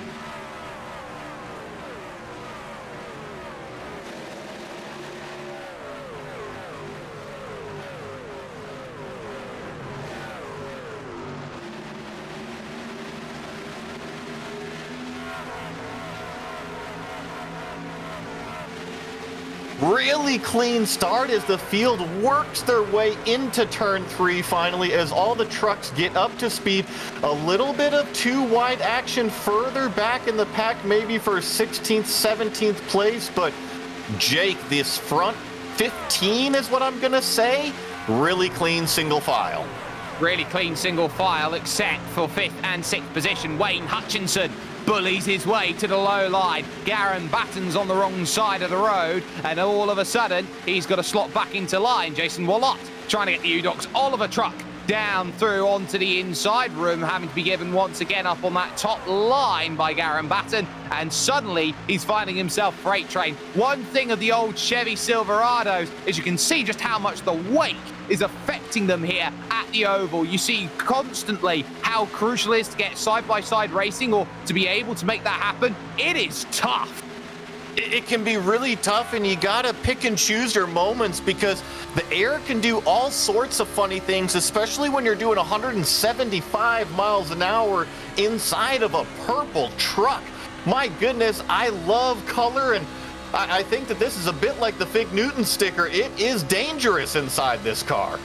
Oh, it very much is. This is Jason Lottridge that we are looking at on board as he's gone. Sorry, that's Lynn Kinchlow. Sorry, no, that's Daniel Stevens behind him. Lynn Kinchlow, Jason Lottridge, Gavin Barber all going through. Gavin Barber with the fastest lap of the race, though, as they go forward. Your leading duo, though, Travis Walling, Nathan Dowd at this point. And you look at those drivers behind. Justin Morton's there in 3rd position. Ross Banfield, the 777 car's got up to 7th, so has gained 2 spots already in the early goings. It's been nice and clean, exactly what they've wanted to see, and already they've chalked up an 8th of this race when they next cross the line. Lap 5 of 40 will be going on to completing at the end as they run now through 3 and 4. Here is just the wrong end of the train. Brian Scrivener, oh my word, R2-D2's here. Love this interior shot. We're inside of an X-Wing right now on the Assault of Charlotte Motor Speedway, riding along with Brian Scrivener in that number 70 high-class racing. He is trying to close the gap between himself and Jason Lottridge. That's the car in front. He finds himself about a quarter of a second behind, but it's about 10 car lengths. It's about 10 truck lengths, you could say, at this point, and that's what's going to make it difficult. A little search underneath briefly for Lynn Kinchlow. Very nearly found a move, but that's not there. Let's look at the Forged PC Racer Pro car of Justin Morton in 3rd position. Still trying to hound down Nathan Dowd and Travis Walling. Dowd was in absolute no man's land, had great pace when it came to the rallycross, but was on the wrong side of Lady Luck. Now looking for redemption. The only way to do that is to be perfect from here on out. Perfect from here on out, indeed. Something I'm noticing, though, is Justin Morton finds himself in a familiar spot, and that spot is watching the 2 leaders kind of run away from him right now. We'll see if he can close that gap, but the 147 of Nathan Dowd is the one that's putting the pressure on Travis Warling, and just kind of remembering points, Jake, it looks like Travis Warling and Justin Morton are coming out as the 2 strongest contenders after Banfield won that race. He finds himself all the way back in 7th right now. And just behind that, Wayne Hutchinson's trying to deal with the rear gunner of Robert DeLoach in 4th position. A little search underneath then, going through 3 and 4. He's going to wash up the circuit. They're both going to have to leave the room. Great heads-up driving between the pair of them. That's what happens sometimes when you get pushed low. You can get yourself in the wrong part of the circuit and life becomes difficult. Wayne Hutchinson has to slot back into line. It's not going to be as easy as that, Sunshine. You mentioned it, though. Great racing from both the 17 and the 235 to give each other room. And holy smokes, look at this, Jake. We've been mentioning the top 3. We're kind of separating, but Robert DeLoach in that 235 has drug up the rest of this pack. It's now a battle for top 15 cars, single file, kind of all for the lead. Kind of all for the lead. Once more, Hutchinson's going to go there. Little peek out wide, trying to maybe keep the temperatures cool from Garen Batten. But then on the inside, it's going to work. Can you get the drive off the mid part of the corner to make it happen? Leaders battle's interesting as well as Nathan Dow continues to stay patient, but there's no draft help on that low line for Wayne Hutchinson. He's having to do it on his own merits, and that's what's costing him because he's losing all that downforce in the middle of the corner. He can't put the power down quick enough. He can't put the power down quick enough, and you're right, he's not going to get any help from behind. And what the 235 of Robert DeLoach is doing is he's kind of putting the truck in the middle of the racetrack, but it's not allowing the 17 to get on the gas like he wants to, and that's exactly what you were mentioning, Jake. Yeah, and that's making it really stack up behind. A block down low. He's going to cover it off as in the middle of the pack behind. Lynn Kinchlow is going to be seen behind the likes, of course, of Gavin Barber. Jason Lotteridge was having a little bit of a look. But this is a really important block because it's just allowing Justin Morton to say, hey, if you're going to start blocking, it's going to be go time. It's going to be go time because look at what's happening behind this is that when they go too wide, it really stacks up the rest of the field into an accordion effect, and it causes other too wide racing as we get a look of the number 21, Daniel Stevens on the high side, going by Garen Batten in the 18 on the low. And out of 4, where the track has its highest drop on the entirety of the circuit, that's taken well advantage of there by Daniel Stevens. He picks up an extra couple miles an hour and gets the place on the NRG Esports car. One place indeed. We're jumping back up here. This is that battle for 4th place. Wayne Hutchinson trying to fake a move down to the inside of the 235. He's just trying to get whatever clean air he can get, and we do have a caution on the racetrack. It's Gary Thomas in trouble, and he's in trouble coming out of 2. He got a tap from behind. It was Nick Kuhn who was into the back of him, and this is how quickly it can go wrong out there at Charlotte Motor Speedway. 13 good laps of running, but this is going to fall on Gary Thomas. He's going to go through 1 and 2, grabs the apron on the inside. He moves out, thinks he's clear. Nick Kuhn sees the gap down low, but it's too late to cover it by the time Gary Thomas gets there. He gets turned, and that's why we have a caution. Yeah, gonna ride on board here with Nick Kuhn, really get an idea of what happens, see if Gary Thomas comes back down the racetrack. Looks like kind of, if you ask me, it was a combination of the two. Gary was definitely washing up wide, and I think Nick saw he had a window down low, but ultimately the funnel closed, and both of them end up with damage on the racetrack, and our first caution as a result. And everybody is down to pit lane. And it shows today that it's going to be important to have tyres at the right times. Everyone's going to come in. They've only done 13 laps on their stinted tyres, but they're going to have to try and get themselves positioned. Now, it is still only 26 laps. Does anybody gamble, play the caution card, and only go for 2 tyres here? We're about to find out is really the entire field, all of them came down pit road. Looks like, yes, we will get, looks like 3 cars out there that are going to do 2 tires, the rest of them on 4. Robert DeLoach has got himself ahead of everyone. Walling second, Dowd in third. Garen Batten is up to 4th. Justin Morton will be 5th. Lynn Kinchlow gets the jump up to 6th position. This became a battle down on the pit, and that's what I absolutely love. Everybody is looking to battle, get themselves positioned, and especially when they know they've just had a caution, there is also that understanding here, Joey, as we look at where everybody is and stacked up. But cautions breed cautions. It's the most famous understanding of oval racing, but it means you'll put more cycles into your tires, and those drivers who took maybe 2 tires, got themselves to the front, know that they are going to be in a great position because of the fact that they got the track position. Well, not only the track position, Jake, but I love talking about strategy. The 235, Robert DeLoach, he was that first car on 2 tires. If we remember, he was the one that was trying to battle it out over 4th place there, trying to figure out a way to get back up to the lead. But now that he's got the track position, he also has the clean air on the front end of his truck. And that might be just enough speed to counter those 2 tires that he took and stay in the lead, because track position and single file racing is what I've been seeing out here. So what I've been seeing as well, the lights on the iRacing sedan safety car have, or safety vehicle as it says on the iRacing sedan, because it right on top of the banner, it says it is a safety vehicle. So we will call it that. It is a safety vehicle.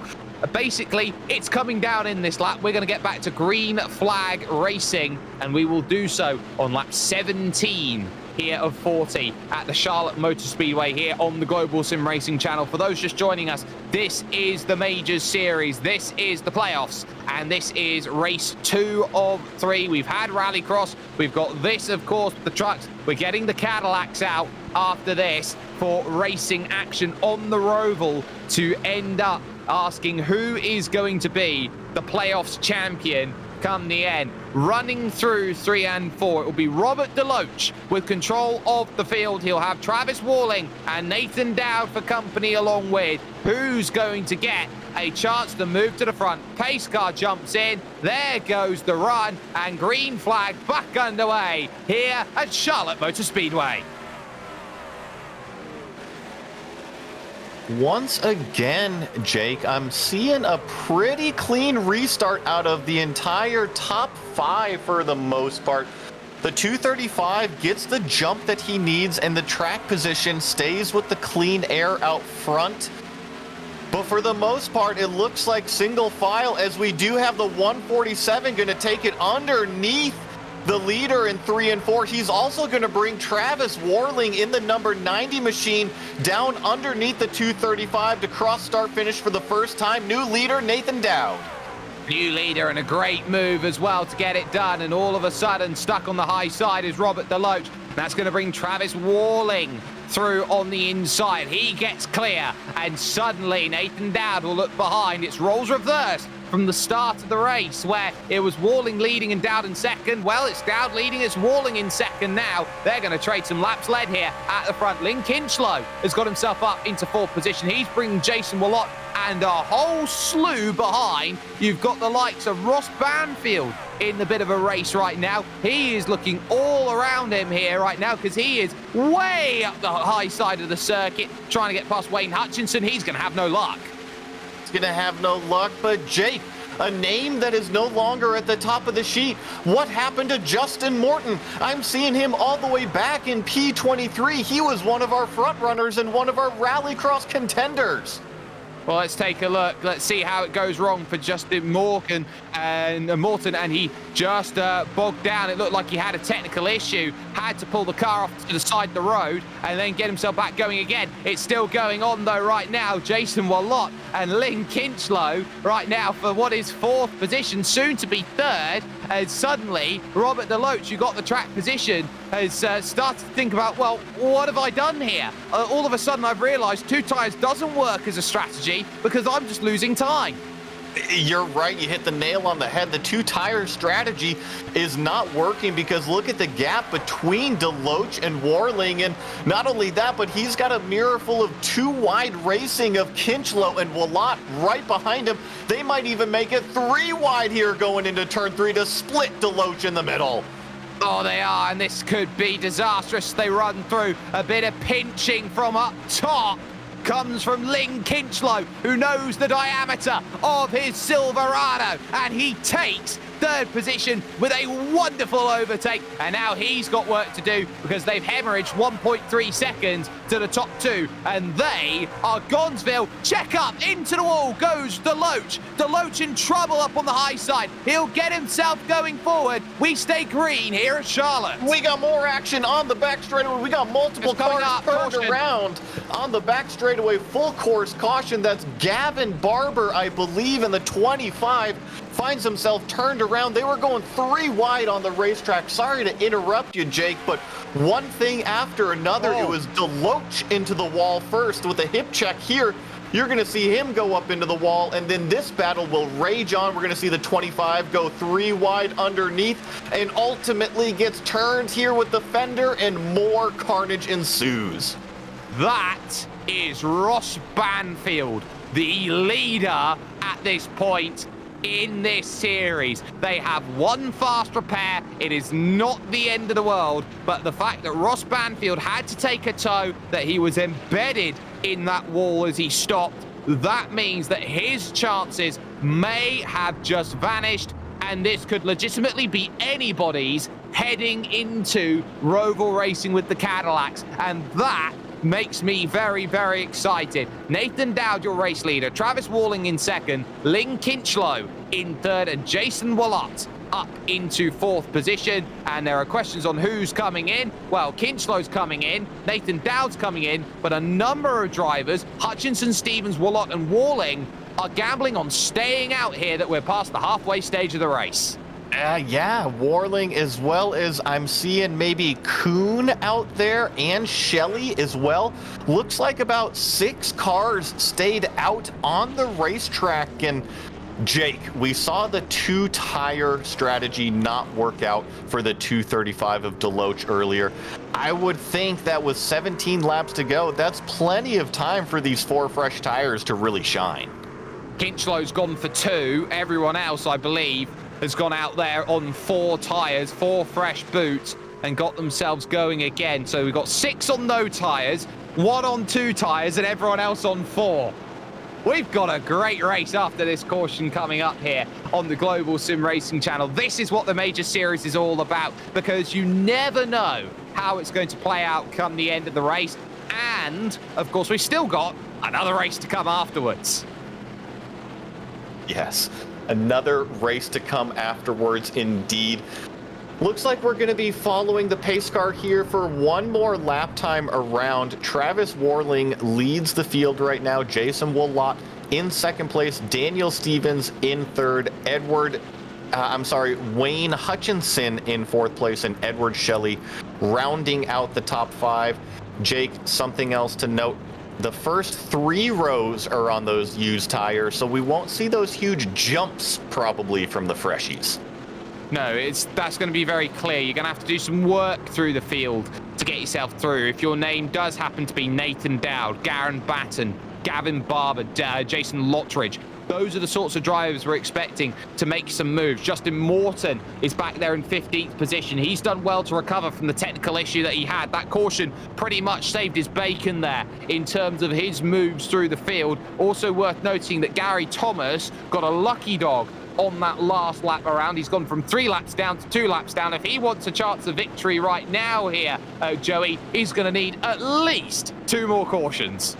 At least 2 more cautions, but what did you say when we started this all off here at the Oval? Wasn't it something like cautions breed cautions? Yes, that old adage, and of course that could very easily happen, especially off of restarts when you've got differing tyre strategies going forward. This is a really, really critical phase of the race, and the one driver who has been consistently up at the front of the field deciding that I don't want to leave that front has been the Udox number 90 of Travis Walling. That truck has not left the top 2 all oval race long, and he's trying to vie and do so on those beautiful dark blue to dark purple rims that he's got on that Silverado. You're right, Travis Warling has maybe been the most consistent out of our competitors that we've seen tonight between the two races. He was up in the top 3 in the rallycross cars, and he's been consistently, like you said, in the top 2 on the oval here tonight in the trucks. And looks like we are 1 lap remaining until we get the restart, so the grid will form up 2 by 2. Joey, I want to pick your brain here a little bit because Jason Wallot is in 2nd position in the 114, also part of the Udox team. Do you start thinking about, okay, well, if you're in this together with your drivers and you're in your own little Discord communication or whatever application that you use, are you trying to coordinate the start? I think as teammates, yes, you should always try to coordinate a start. Maybe not coordinate is the best word, but you should have the leader counting down the start so that way both cars can optimize their start. That might be what we see from the 2 Udox cars. It's going to be a lot of work for Daniel Stevens and the middle finger racing car in 3rd position to make some work from Club Oz NZ, trying to make something happen. Wayne Hutchinson as well, just behind in 4th position, is going to try and throw the kitchen sink at it. And we've seen Wayne Hutchinson. He is a give everything you possibly can driver, and this might be the case. There'll be 14 laps to go. It'll be lap 27 when they get themselves back to green flag running. Travis Walling will decide, and he decides to go, pretty early. Nice run, green flag. We're back racing here at Charlotte. He went very early indeed, kind of left the entire field in the dust as his teammate Jason Wallot manages to tuck in single file. Looking at the 44 and the 14, this is Kinchlow, Kuhn, and Dowd all battling for 6th position on the restart down the back straightaway. Nick's on the outside, and this is where Kinchlow's got to be aggressive quickly. Those 2 tyres are going to help, and he gets a nice run, so he's going to get one of them. He'll try and get a second, almost up into the barriers on the outside. Then will go Edward Shelley in the NRG car out there just in front. So all of a sudden, I'll take the inside again. Look at the difference of tyre versus no tyre. Yeah, it is a huge difference, especially when it comes to the middle of the corner rolling speed. But each one of these laps that gets done on those fresh tires, the used tires start to even out that delta. And these cars out front like Travis Warling and Jason Wallot, they just need to hope for a green flag run and keep wearing out those fresh tires behind them. Travis Walling knows that he's got great natural pace. He's got to outlast the tyre. Bit of side-by-side further back as Gavin Barber, I believe it is, loses out to Brian Barnes, making progress. He started 23rd. He's thinking about the top 10. He's in the top 10. Now, all of a sudden, let's take a look on board with Lynn Kinchlow. He's trying to figure out a way around Wayne Hutchinson. That's not going to be an easy task. Mark my words about it. It's not easy, but he's got a great run coming up out of 4. He's showing the high side around Hutchinson, but ultimately doesn't have the nose to go underneath. He's going to tuck it in single file, try to ride that paint around 1 and 2.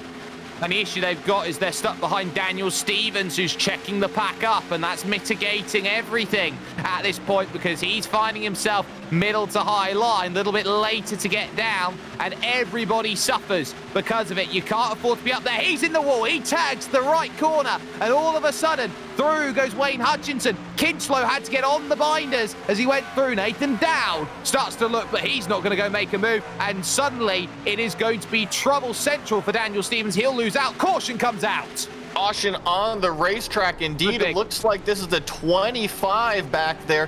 Have to get a replay of exactly what happened. Looks like it maybe was the end of the front straightaway going into turn 1 where we saw a little bit of tire smoke here. Try to catch to see, yeah, a little bit of impact off of the turn 4 wall, and it just continued down the front straightaway. Tried to save it with throttle, not gonna work, and that's a hefty hit. Last place you want to have it, and then bang, the chain reaction continues like it's a Diana Ross song. That is not what you want if you're Ernie Ludwig. Trying to catch who it was who actually got into him. It was Jason Lottridge who had the big hit. Let's take a look from Timothy Klaus's perspective. This is what he had to see. Smoke in front. Where is the car? Oh, it's right in front of me. Oh, he's so unlucky. It was a bit like an Uno game, and it was a draw 4 card because it was just one impact, second car, third car, 4 cars for Ernie Ludwig out there. But what suit did he change it to? That's the real question here. I'm going to go with red based off of his truck color. Oh, yeah, absolutely. That is a disastrously red and white machine that is going to be good for scrap at this point. We hit pit window and don't expect anybody except drivers near the back to make some moves. So Lotteridge, who has the damage, is going to come in. Mark Rediker is going to come in. And so too is Richard McClure. They're all going to come in. They're all going to get damage repaired and get themselves back out and racing again. Crucially, well, look at how many laps have managed to be ticked off the clock because of that. We're down to 8 laps to go. We are right in that window at the end of this race. I think this is what Travis Walling was hoping for. Incidents near the back is going to bring them back in. Ross Banfield's going to get himself the wave around. That's going to bring him to 1 lap down. So he's going to need a lot of work in that final race to get himself back in position. But crucially, Travis Walling is giving himself the best possible shot right now here, Joey, of making himself the favorite come the time we drive some Cadillacs. You're right, he's had a pretty dominating day, but one thing that I have learned about my time in racing is never count your chickens too soon.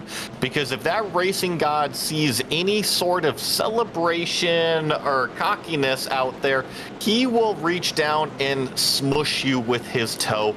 But it looks like Travis Walling has had a lot of speed out there, especially on the oval, more dominant than the rallycross course, and coming up with probably 6 or 7 laps to go with this restart.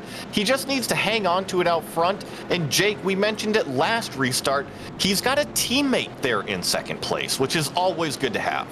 It always is, but he's also got Lynn Kinchlow in 4th position on the outside, of the second row. And if there's any way to jump, that's the place to do it. And for those, of course, who are brand new to oval racing, what oval racing's all about, if you want to go and make the move, you got to do it around the outside, don't you, Joey? It can be tough, you know. Sometimes you got to talk to Harry Hogg, channel your inner Cole Trickle, put in a special set of match tires, and stick it around the outside.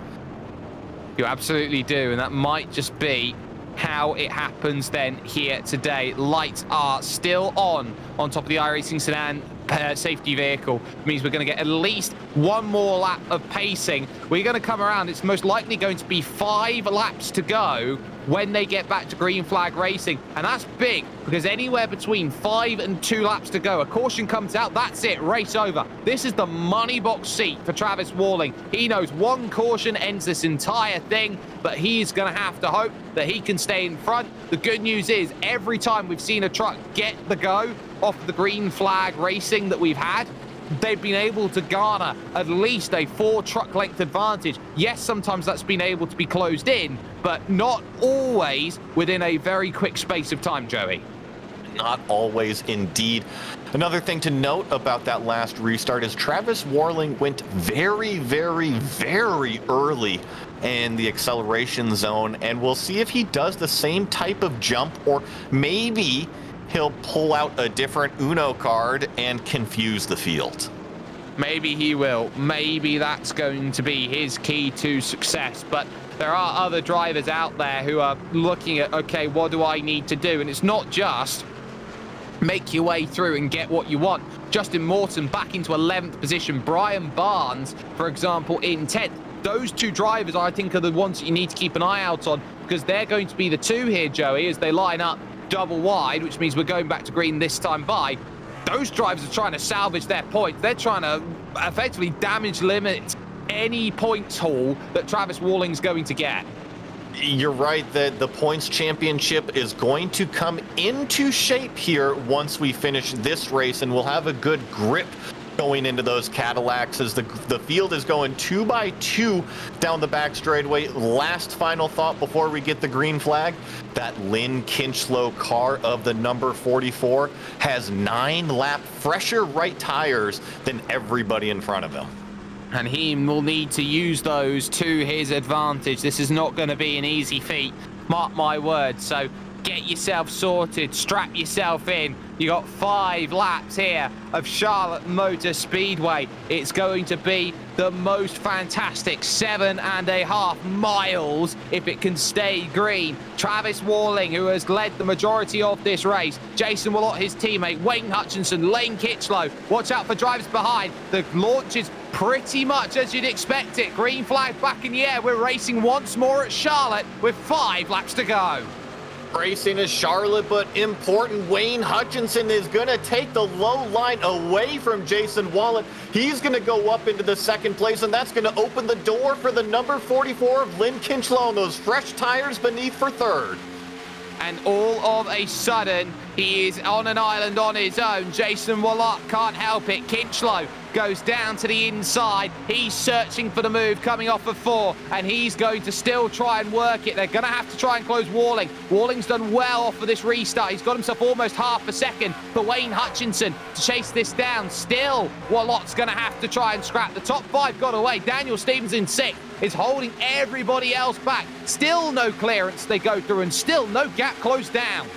No gap closed down, and really interesting to see that Kinchlow just can't quite clear the 114 of Jason Willott on the high side as the 17 of Wayne Hutchinson slides up wide in 3 and 4. Now Kinchlow's going to be going down 2 wide for second.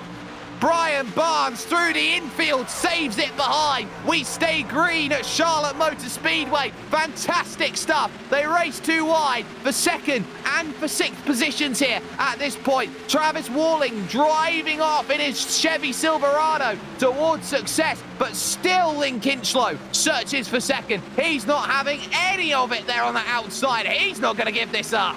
That's Hutchinson in the 17 on the outside, 44 of Kinchlow on the inside, and more importantly, this side-by-side racing is exactly what Travis Worley wants to see, and you're right, caution on the racetrack. Justin Morton is upside down, and that's a big blow for him and his championship aspirations in the playoffs. It was trouble coming out of 4, which led to 3 wide and contact, and the big hip check sends it all spiraling away. Travis Walling will win at Charlotte.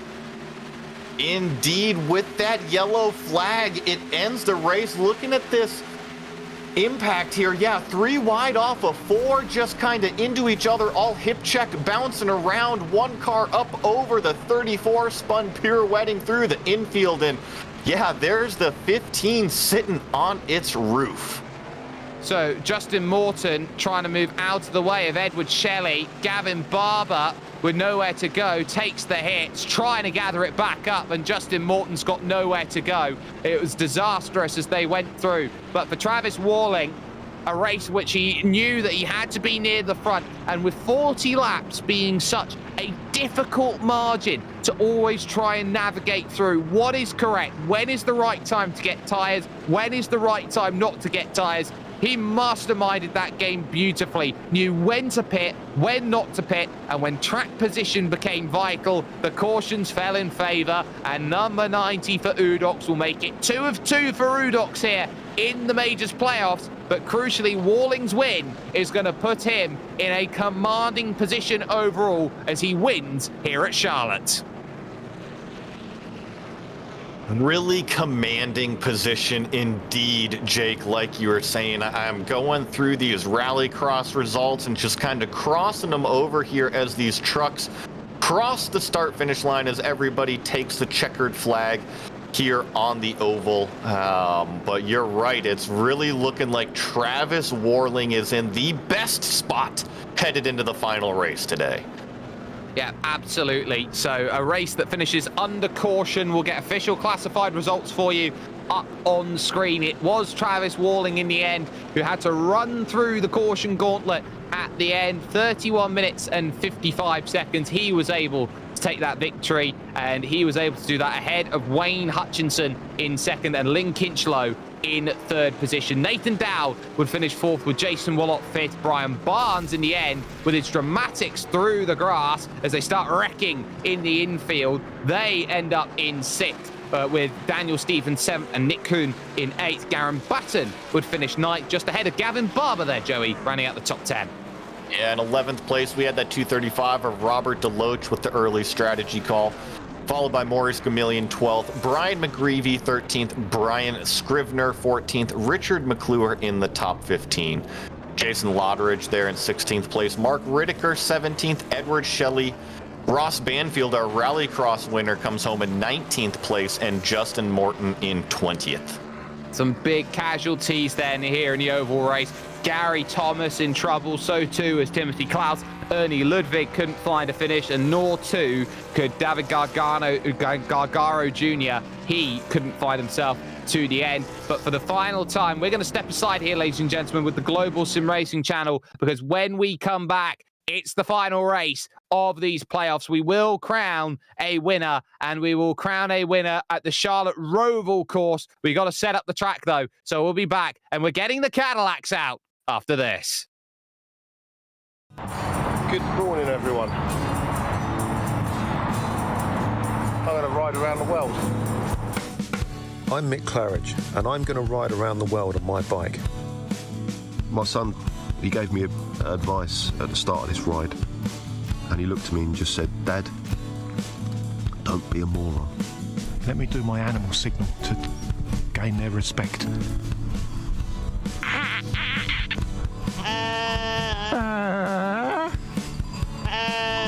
How's it going, Sally? Yeah, I'm alright, Mick. How's it going? Worse than that bit in Lord of the Rings, where they go into the top and the spiders in the tunnel. I'm just hoping there's a spider at the top of this one to kill me. Freezing. And I failed. I moroned up the ride.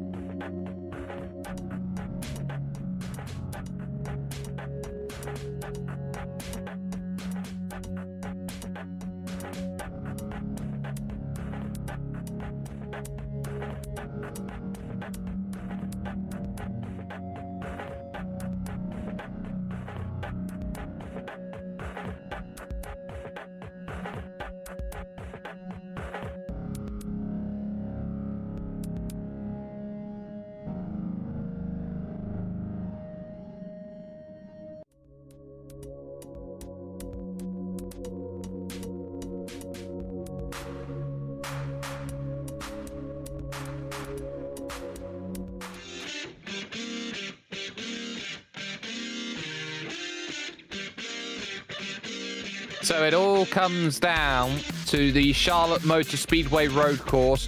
12 turns, 3.62 kilometers here in the Majors playoffs. For those drivers who absolutely want to put their points on the table, who want to show that they can get it done, they've got 25 minutes on the clock to prove why the Charlotte Motor Speedway road course is the one for them. Let's take a look at our GSRC track guide to get a better understanding of what the final foray at the Majors for 2022 is all about.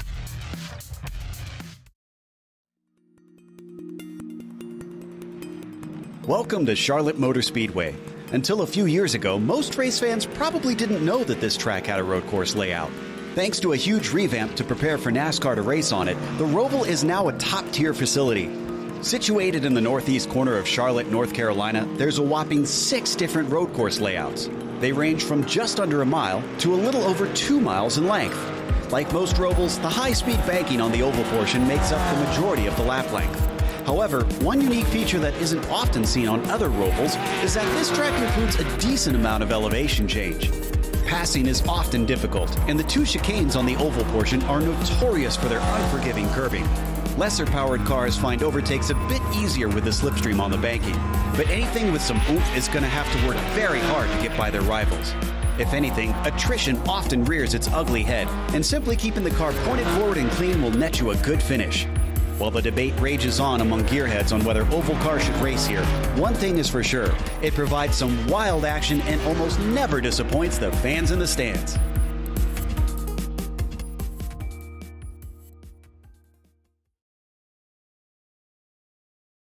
So a very, very crucial phase now comes through this third race overall. A 25-minute timed race in the Cadillac CTSV race car. Fixed setup, no cautions, 1 spare car in the mix, Joey. And the keys are going to be very, very much how do we manage it to get to the end. We've got ourselves some wonderful work. Qualifying has just got itself completed. This is how it's going to stack up then. It is going to be a rolling start here today. Ross Banfield will have control in qualifying, a 1:15.134 with Nathan Dowd alongside for company on the front row. Justin Morton will line up third with Maurice Gamillion in 4th. Travis Walling will be 5th with Lynn Kinchlow in 6th position. Nick Kuhn will be 7th with Garen Batten in 8th. Daniel Stevens will be 9th, and Jason Wallott will round out the top 10.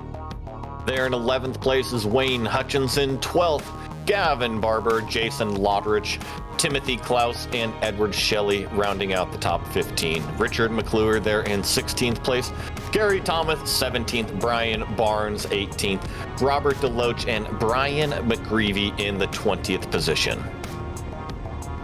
Keep an eye out on 2 categories here today, pro and sportsman, because they do hold meaning in this. 120 degrees Fahrenheit. It is hot here, and I am sure these drivers will know and understand that very, very well as they will take their pace lap. But on top of that, Joey, 2 different scenarios to keep in mind. It's a 12-point lead for Travis Walling over Nick Kuhn at this point in time. In terms of dropping that, it means 7th in Pro Division for Travis Walling secures him the Pro Playoff title. You look over at Sports, it's a lot closer because Garen Batten's got to fend off Robert DeLoach and Maurice Gamillion, who are both 4 and 6 points back respectively.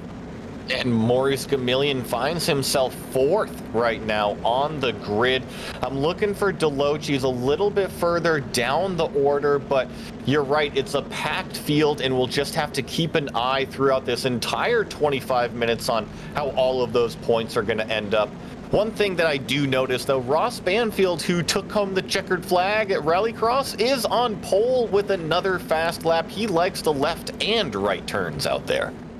But he's got to claw back 18 points, which is going to be tough out there today. And let's not forget as well that the points are shared for both divisions. So that means that pro drivers will affect sportsman points and such vice versa. Now, another thing as they now start to enter onto the oval banking and start the timed race of 25 minutes here, Joey, It's the fast version of the chicane. That's going to be big because even though that these drivers could slow down to a crawl on the more modified, much slower stop-start chicane, they're still going to have to brake a bit in these Cadillacs, which do not like really fast changes of direction. These are older cars, and it's only fitting that they go on an older style of the racetrack. And when I say older, I'm only talking about a few years here, guys, you know. And so these cars, you know, they might not have quite the updates or the tire grip that some of the new GT3 models have that everybody is familiar with. And you're right, have to dance it over the curbs a little bit more carefully. Certainly do, and this is where they go through and make things happen. I'm sure the guy in green there will have very, very warm calves by the end of this. You can see him bottom left. He is going to be very much happy, and I'm sure his arms will be very tired by the time that this race ends after 25 minutes. But 25 minutes to determine a winner. Keep it on the island. You have every chance of making something happen. Banfield, Dowd, Morton, Gamillion, Walling, the big names, and keep an eye out on Gamillion versus Batten as well. That's going to be big. Pace car is going to dive left. They will take this final chicane. The green flag will be out in the air for them, and Ross Banfield will make an early jump. Green flag, we are racing here from the Charlotte Motor Speedway for the final time as 25 minutes start on the Roval. Arnie waves that green flag as all of these 22 cars take underneath that start-finish line, but it is the 777 Ross Banfield with that great jump out start. That chicane is kind of in the middle of the start zone, allows for a pretty clean jump for our leader. Certainly does, and running up the hill then through the big right-handers, and this one that's just slightly blind as you try and take as much as you can. The track dips on you as you try and square it up, try and avoid the wall on the outside while still opening up, using as much of the oval banking as you possibly can to get yourself up onto this section of road. You'll use the apron to get on the banking and then charge towards that very bright chicane. It's been a clean start. Ross Banfield has absolutely flown. Two drivers in trouble immediately are Robert Deloach and Gary Thomas. So Deloach, any hopes of Am is in trouble. So too Brian Scrivener in trouble with Brian McGreevy. If you don't Brian, you're struggling right now. Yeah, I think so. And I'm also noticing Nathan Dowd on the apron right now. I'm not sure if he just maybe got it wrong through the chicane, but he continues to be slow through this final chicane, finally closing the door, but not a good start for Nathan Dowd in the 147. Oh, he just overshot it, got the back end up, and there was troubles there. Here's Lynn Kinchlow, who's in 5th position as he watches behind. The wall absolutely clattered by Garen Batten, who needs to stay calm in comparison to Maurice Gamillion. He is in position right now to take the sporting title, and he knows that he's got work to do as the Dog Bear Red car of Wayne Hutchinson. He sits in the middle of this train. He's trying to make some moves right now. He's got Jason Wallot in his sights as they run up now onto the oval banking once again. You mentioned the curbs and how much they can upset these Cadillac cars, but even from all of the onboard shots that our producer Ryan Bauer is providing us, that look at how much the cars bounce over this track surface, and even going up onto the oval from the apron, it sends quite a jolt through these cars, as it looks like we got a car spinning around in NASCAR 3. That's Lynn Kinchlow. It is. He's going to be joined. He's going to be hit almost. Oh, my goodness me. He very nearly found himself in a world of hurt, and that could have been game and over just like that. So here's how easily it goes wrong, and again, it's that curb. Keep an eye on it. That's a huge hit on Lynn Kinchlow, and then you're going to see another car come very, very close. Oh, the NRG car clips it. That was Edward Shelley. That was another one of our early front runners earlier in the night, and I think he probably did the exact same thing that Lynn Kinchlow did, and it ultimately found himself in the same spot. Hot back up live action. This is Jason Wallot here in 8th place in the number 14, applying the pressure to Daniel Stevens in front of him. Oh yes, this entire train, 5 cars, or 3 and 2 now as it is, because Nick Kuhn and Also behind him, Nathan Dowd are trying to break away. Got Stevens, Wallot, Hutchinson. They're all thinking about, well, just how many points can I get from the position I'm in? This is where I've got to make 25 minutes count. And 25 minutes in a series like this is nothing. They've not really had to do many sprint races over the course of this season. But when you say 25 minutes, there goes Stevens. He does exactly the same thing as well, driving over the NBC Sports banner, and he finds himself in a world of hurt. When drivers know that they've just done 2 long races and then they've got to do, just a 25-minute race, this is what hurts. It's almost like watching deja vu here. Clip the curb, and instead of into the outside wall, just go spinning into the inside wall. I wonder how many more we're going to see, Jake. You already called it. It's going to be a problem area all race.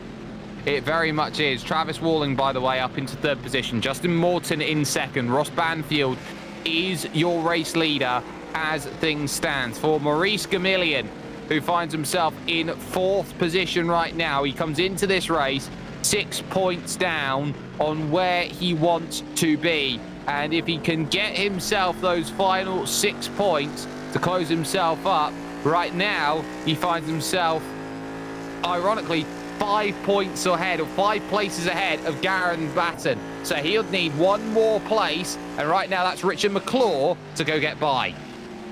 Yes, he's going to have to go find him and get by him. This is the battle for 2nd place.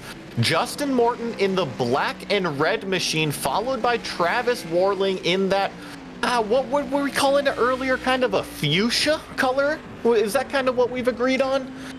I'll agree on that. I believe it's a fuchsia as we look at Justin Morton and his view on his virtual reality. Now, some drivers like virtual reality, other drivers don't. It's merely driver preference, how much realism that you get from it, but he is really trying to fly. He is really trying to gain as much pace as he possibly can here, and as he crests up over the hill, he already knows Ross Banfield's gone. He's almost 6 seconds down the road. He's going to be nigh on impossible to catch. He almost barely clips the wall there, going through onto the oval banking. And Joey, that could be trouble later on in this race, the more that you play with the boundary limits.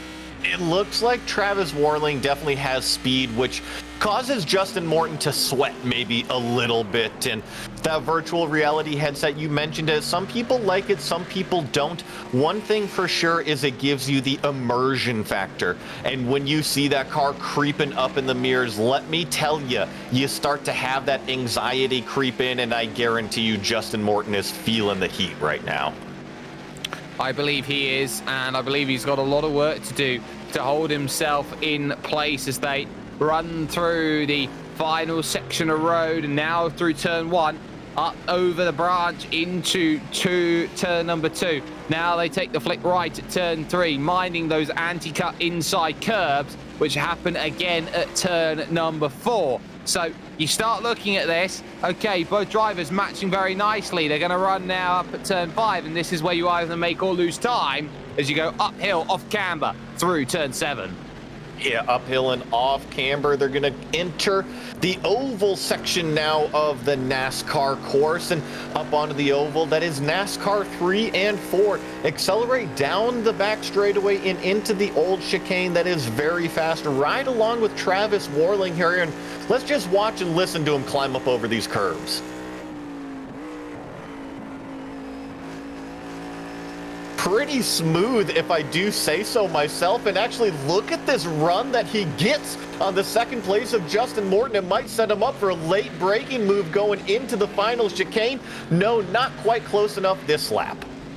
No, but he is going to start now making Justin Morton a little bit uncomfortable under the collar. He knows that he's got himself almost an 8-second gap behind to Maurice Gamillion. He doesn't have to worry about him. Nathan Dowd, on the other hand, wants to get by Maurice Gamillion. He's found the pace to reach Maurice Gamillion, but Travis Warling here, who is your overall leader, is trying to find 2nd. He doesn't need to. He has it wrapped up if it stays as it is right now, but he's going to want something more than just a 3rd place here in this final race to bring him home. He's going to want a little bit more. He is going to want to find a victory at the end of this, or at least if he can't win, he can find second place and smile with his teammate. Totally agreed, Jake. I think that Travis Worling probably knows that he doesn't have to pass Justin or Ross out front. He knows that they didn't have the best of days in the oval, and third place is just fine. But you're right, as a racer, I don't want to sit there in third place. I want to go home and bring home another checkered flag as well as the big trophy. Absolutely. The silverware, or sometimes the goldware as it is in racing, can be very, very luxurious out there. No change between Morton and Worling here with 16 minutes on the clock. A race which is just starting to find itself in. Nobody quite prepared for a new Roval versus old Roval tactics out there, but there is still drivers who are looking at their positions and trying to move forward and gain an extra one here and gain an extra one there. And a battle that is starting to catch my eye once more. It's going to be Jason Willart and Wayne Hutchinson. Not close enough just yet, but those drivers in 7th and 8th, I think, are making good progress. That's a great eye and a great catch there to watch that battle. We're still watching Justin Morton try to kind of hold it off, but we're looking at Timothy Klaus and Edward Shelley on screen. Edward Shelley, if I remember, had that incident earlier on, but they're battling it out for what looks to be 13th place on the racetrack. Edward Shelley taking it down the inside here. Looks like he will take that position away from Timothy Klaus as they go into turn 3. Closure for Klaus as he sees going through Edward Shelley, and Shelley will try and run and say, this is the pace that I had, hitting the brakes, going through the next right-hand bend up in the middle of the hill. This is going to be the race for Edward Shelley to try and get back into after what has happened over in the oval race. What he needs to do to try and push forward and get quicker. This has been a case of, and sometimes you do see it in certain drivers here, Joey, drivers who practice for one thing and can't quite find the time for the practice in the others. There's the move for second place. Sorry to cut you off, Jake, but that was Travis Worling finally found his way around Justin Morton. Morton just had a poor exit coming out of what I believe is turn 4. That opened the door for Worling, and around he goes. A lovely move there on what is Justin Morton for Travis Worling, and he'd been setting that up lap after lap, waiting for the time, and the one time he could get it to work was the one time where running wide was the only mistake out there which could have punished him. So that a great move then from Travis Worling, and Worling now up into second position, has even more security that he is safe in the winning position for Pro Division. Am have every reason to be safe as well. Garen Batten is ahead of everyone else who is in and around that brilliant mid-pack. So anyone in Sportsman, nope, not likely. It's still going to be Garen Batten's. Looks like Maurice Gamillion right now is fending off Nick Kuhn in this Dog Bear Red number 19 Cadillac right now, diving down into turn 1. That is Gamillion in the 007. It's a red back half of the car, but black front half we're looking at here as they go into turn 3.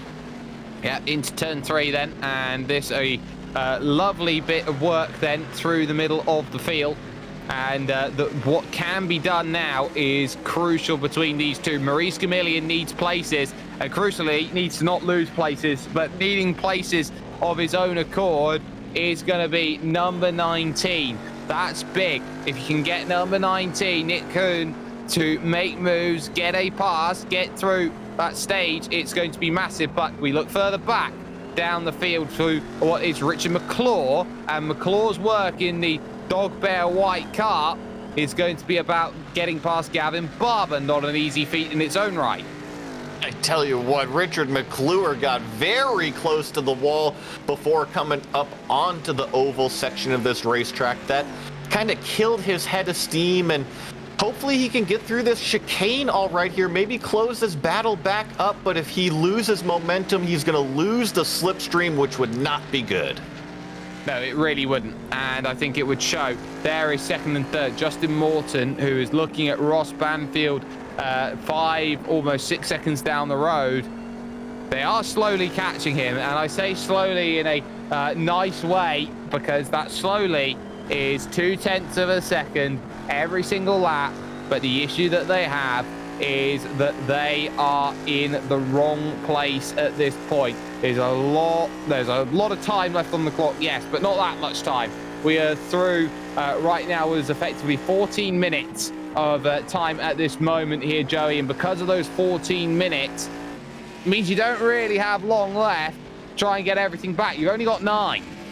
You're very valid to bring up that gap, though, Jake, because the lap prior to this that we were looking at, Ross Banfield actually put in a 1:17 and compared to his 1:15 this past lap. So depending on where you catch some lap traffic, that could certainly dictate what happens out on the racetrack, as it looks like Justin Morton is not letting go of Travis Warling. He's closed it back up for the battle for second place. And why would you? Just carry it on a tow bar and just let him ride the coattails all the way to the final lap of the race, where the gloves are effectively off at that point. Let's take a look at the Global SimRacing channel replay then. This is what happened to Nathan Dowd going through that very big chicane and once more catching the same area, and that's why he finds himself in the wrong position out there on circuit. So very easily done. You got to try and manage that expectation as you go through, but still it is going to be Justin Morton who has got not much that he can do really to defend that, except drive the middle of the road and see that in front of him defending, it's Travis Warling who is driving the middle of the road, that he's got to try and figure out a strategy to get around that. I'm going to give some props here to Justin Morton, and I hope that this is what's going through his head right now, is that he was in second place with Travis Warling applying a lot of pressure to him and maybe didn't have the pace, maybe was struggling in a few areas. Okay, Travis has now gotten by and in second place, but look at what Justin has done. He's gotten his notepad out, and he's starting to take notes from Travis Warling out there, and now it looks like Justin Morton has found the speed that he was missing and maybe wants to go up and pass Warling back for that second place. Maybe he does, and maybe that would be a great move, but so too, wanting to make passes, is Nick Kuhn, who has been, I believe rebutted is the right word for it, from Maurice Gamillion. I'm sure that Gamillion wants to uphold the sanctity of those who are in front, who have been leading fair and square, but this has been a case for him which he has been very much desperate to try and get a hold of. Yeah, we're going to jump back here. This is Wayne Hutchison and Garen Batten battling it out for 7th place on the racetrack. Jake, I don't know what your favorite color is. Mine is not green, but when I see a green race car, green and black with those green wheels, it's such a striking car out there. It always draws my attention. And it looks like he's actually going to really get a good run on Wayne Hutchison. He's going to take away that 7th place position. Easy as, and I'll tell you how easy it was. He was just shadowing at that point. Wayne Hutchinson was being shadowed by Garen Batten, and then all of a sudden all those points came flying back. Now here is Nick Kuhn, who is trying to figure out whether this pass is going to work or not on Maurice Gamillion. He's been staring and staring and staring. At what point does he find that chance? Because he is running out of chances now this late in the day to get the chance he wants. Yeah, and something I'm just noticing here is we're following 4th place of Gamillion and Kuhn. Travis Warling, our 2nd place runner, had a 1:18.7 last lap, and Justin Morton had now finds himself back in the 2nd spot. Yeah, absolutely does. So they've traded positions ever so slightly, and it looks like for Travis Warling, he knows he's got himself a lot to think about at this moment. So this is where it happens then on the GSRC replay. He figures out, right, where do I want to go? Is it inside or is it outside? Gets through, tries to get there, bang! It's just the curb. Nick, it's just Nick Kuhn out there, and he's just trying to collect the positions, and ultimately it was Travis Warling that battled the curb and ended up the losing end. Is that car 5 that we've seen battle it off of the curb and end up losing? car 5 would end up being a little bit troublesome out there. So it might have been car 4, it might have been Brian Barnes maybe, but he's still going. So it looks like there is trouble out there if you want to look for it. Yeah, no, I was thinking the total number of cars that curb is going to grab today. I think I saw it grab Gary Thomas. We've seen it grab 5 or 6 others, and we've still got 6 minutes left. I'm sure it's not empty yet. 6 minutes then on the season. Ross Banfield, as things stand at the front of this field, is doing everything he possibly can to claw down the gap to Mr. Travis Walling in 3rd position, his teammate. It is not enough for him to pick up the victory, but it would be enough for the Udox Oliver team to pick up a 1, 2, 3. Thank you very and much. When you consider on those who are trying to make the chase them behind, they've got work to be done. Baton at this point in time should be a champion as well. He has more of enough of a gap on the rivals he needs to have a gap on, but this is going to be about just staying as calm as you possibly can, because there's a look to the inside. It's going to be a little bit too deep, and there makes the contact. Justin Morton, not Justin Morton there. That's going to be Maurice Gomillion, who's gone around. So Gomillion going around, and that then, trying to get back past Nick Kuhn, is thrown a real spanner in Sportsman. Yeah, Nick Kuhn just sent it super deep into the last into the last chicane here. We're gonna get this replay. This is Kuhn in the black car, Gamillion in the black and red. We see Kuhn take it way deep. Gamillion's gonna over/under, but ultimately they come into contact in the second part of the chicane, and around Gamillion goes. When it comes to over/under moves, though, Joey, you have to be able to work out whether you'll get enough space or not, as we get almost 3 wide running up through the infield section. This is Daniel Stevens along with Gavin Barber trying to deal with Nathan Dowd. Yeah, and I actually think Maurice Gamillion has another problem. He's pulling off down on the apron. We're getting a great shot of the battle here, but oh no, it looks like he's definitely got some broken suspension on that 007 car now. 007 trouble then for Maurice Gamillion, and he's going to need a secret agent backup if he wants to try and be back in this race inside the final 4 minutes overall. So it puts himself in a really tough position where he's going to lose a lot of time in this race, but it is still Ross Banfield out in front. And when you consider where he's been, what he's done, and how many people he has been able to change just by the way he's driving, he's done brilliant. Maurice Gamillion, by the way, drops all the way back down into 15th position. That's just trouble for him as they go through. But really here, Joey, this is about stay calm, because this is the toughest part of the race. There's so many drivers, and this is a prime example. Going through the large right-hander, trying to deal through the opening sector. Here's your race leader. It's Ross Banfield, and he is flying a little bit of smoke there, but it won't mind. He is on a charge. He's on a charge indeed, and you mentioned it. You want to keep your head down. This is when curveballs can be thrown, whether it's dirt on the racetrack, a lap car sitting perpendicular when you come up to a corner. But one thing's for sure, Ross Banfield, in terms of the Roval tonight, continues to lay down fast lap times, has the best lap overall, and that last lap was 3/4 of a second faster than anyone else on the racetrack. It's on another planet. That's all you can say. He is on another planet, and he is dancing where everyone else is walking and trying to run.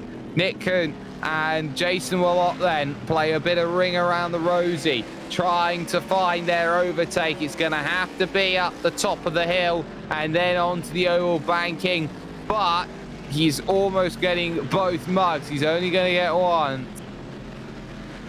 He's got, let's see here, the leaders are coming around. They're probably going to have 2 more laps left after they complete this one, so still a little bit of time to start to reel everyone in. Something else I'm noticing, Travis Warling, after having that trouble kind of in the middle of the race, just past halfway, slowly but surely closing the gap back to Justin Morton. That last lap time out of Travis, 1:15.6. Justin's last lap, 1:16.3. So battle for second not over as we get Edward Shelley also closing the gap into Gavin Barber for ninth. For ninth position, and if you can get a good run, which you can, he's going to go under the apron. Oh, now that's interesting. He dipped a couple tyres under the apron. Now we'll wait to see whether that was a legalised move or not. Going to get that done on Gavin Barber, because that was going to be difficult. He runs wide anyway through the final corner, so the move's not going to count. But Edward Shelley, that was on the line.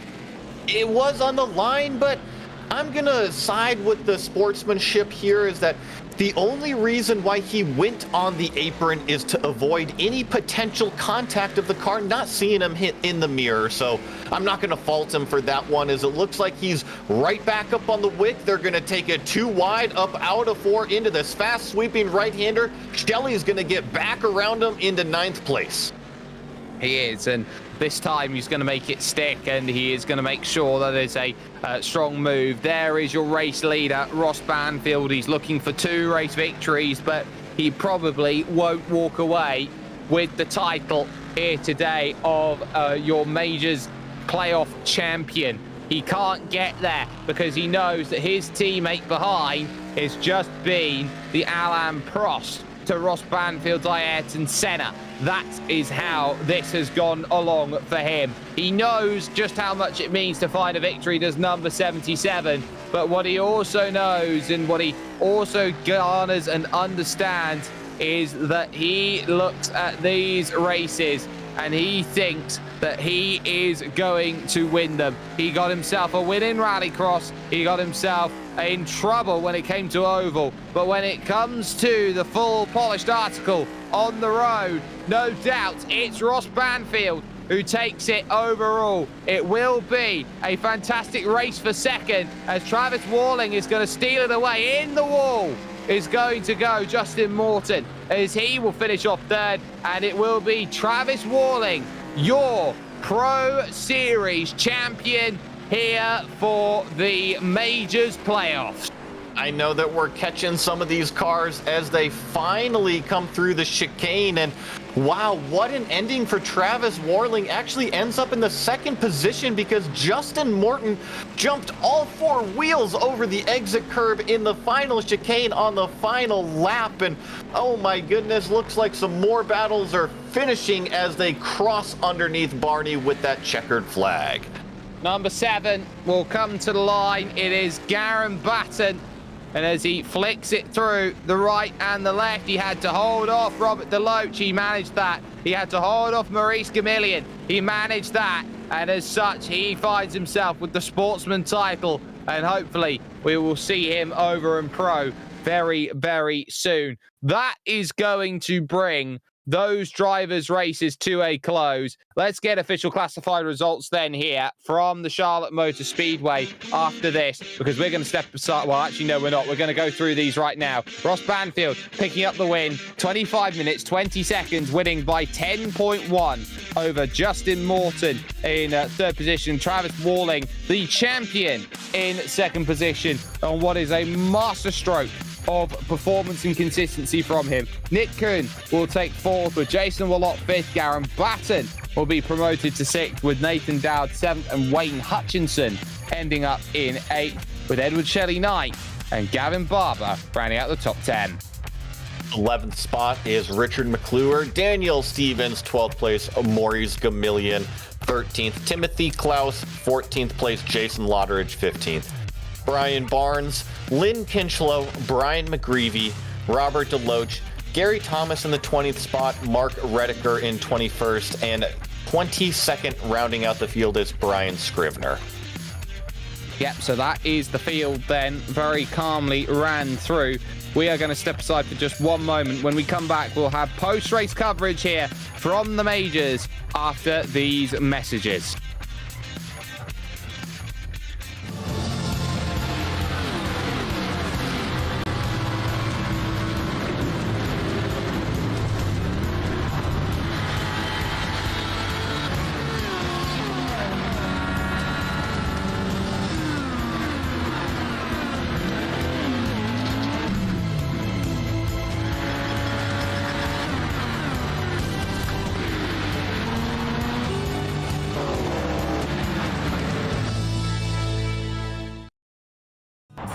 Good morning, everyone. I'm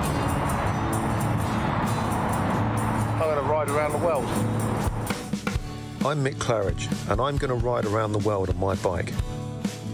My son, he gave me advice at the start of this ride, and he looked at me and just said, "Dad, don't be a moron." Let me do my animal signal to gain their respect.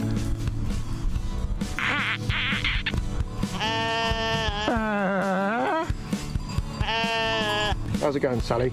Yeah, I'm alright, Mick. How's it going? Worse than that bit in Lord of the Rings, where they go into the top and the spiders in the tunnel. I'm just hoping there's a spider at the top of this one to kill me. Freezing. And I failed. I moroned up the ride.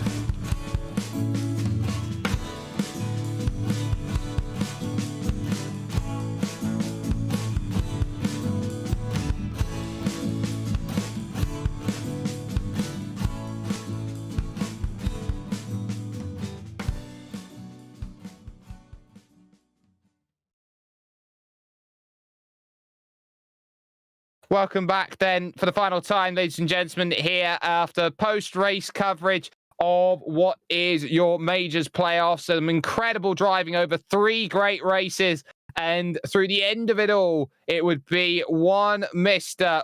Travis Walling who would come over the line and take the victory overall in Pro Division. Well, Travis, first of all, congratulations. You are the overall champion when it comes to the playoffs, and 3 performances out there today which put you head and shoulders above the rest. A first, a second, and a third here today. You pretty much had everybody covered in every discipline. Yeah, honestly, I was not expecting it to go that well. It just kind of worked out where I was always kind of in the right spot at the right time, and here I am. I'm kind of shocked, to be honest with you. Especially going, this is the longest I've gone without a win in the majors, and I'll definitely take it today, last race of the year. So yeah, I'm happy. I mean, you definitely take it, but talk us through those 3 different disciplines. Was there one that you had a favorite, and was there one that you were looking at here today and you were like, I'm just trying to get the best possible result. I'm just trying to recover as much as I can from it? So to be honest with you, I was not a fan of any of the cars. They just did not fit my driving style at all.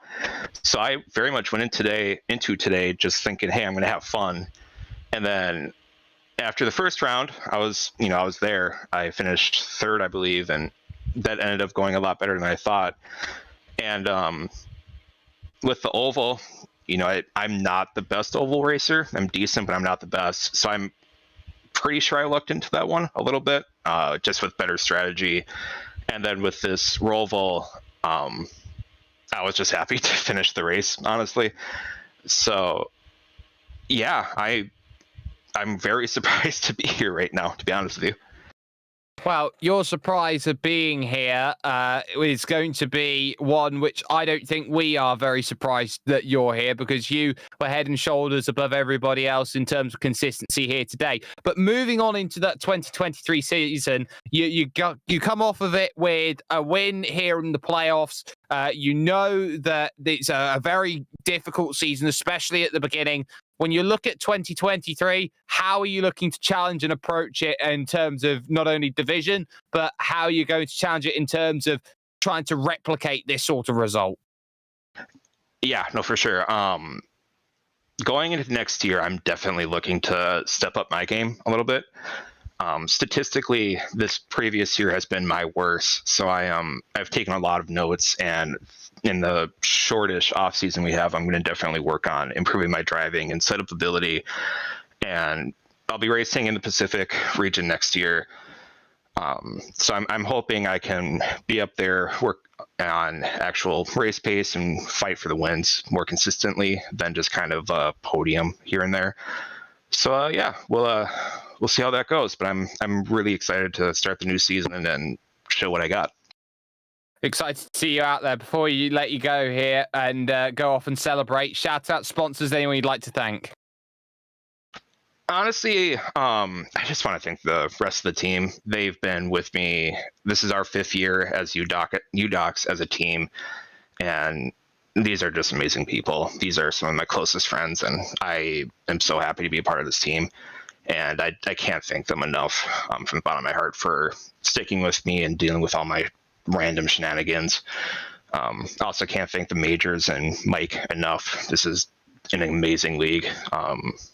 I would not be anywhere near as happy on iRacing if I wasn't in this league. So, yeah, just thanks to everyone who's helped out and who's involved. Well, there you have it. Travis Walling, your champion then of the Pro Division and overall champion when it comes to the playoffs, and doing a wonderful job. Joey Atterbury has walked down the virtual pit lane, and he has run himself into a Ross Banfield, who ended up 2nd overall in Pro and overall. And I've got Ross here standing next to me. You showed tremendous speed today, taking home wins in both the Rallycross and in the Cadillac on the Roval. Where did it go wrong on the trucks with the oval for you, Ross?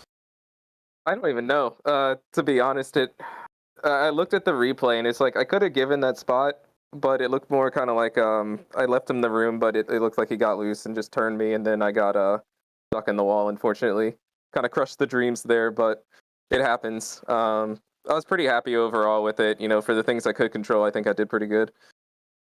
You did extremely good on the racetrack, and I think, yeah, if you're going to pick a wild card out of them all, it'll probably be the oval with the trucks. And talk to me a little bit about the 3 different disciplines and the strengths that you felt you had tonight, because you took home 2 out of the 3 wins. Was there a category that you felt the strongest at? Well, road's usually my specialty, but rally I thought I was going to be good, and then for some reason the track state was so different I wasn't used to it, so it took me like a race or two to get my roots back in there, and then once that happened I was pretty happy with it towards the end of the run, once I figured out the tarmac sections of the dirt. Then for race 2, I'd say the trucks are always my weakest. I'm not really an oval guy. I tend to just do road racing and officials, no real ovals. So I didn't really go in there with high expectations. I was just trying to stay alive. Unfortunately, did not meet that goal.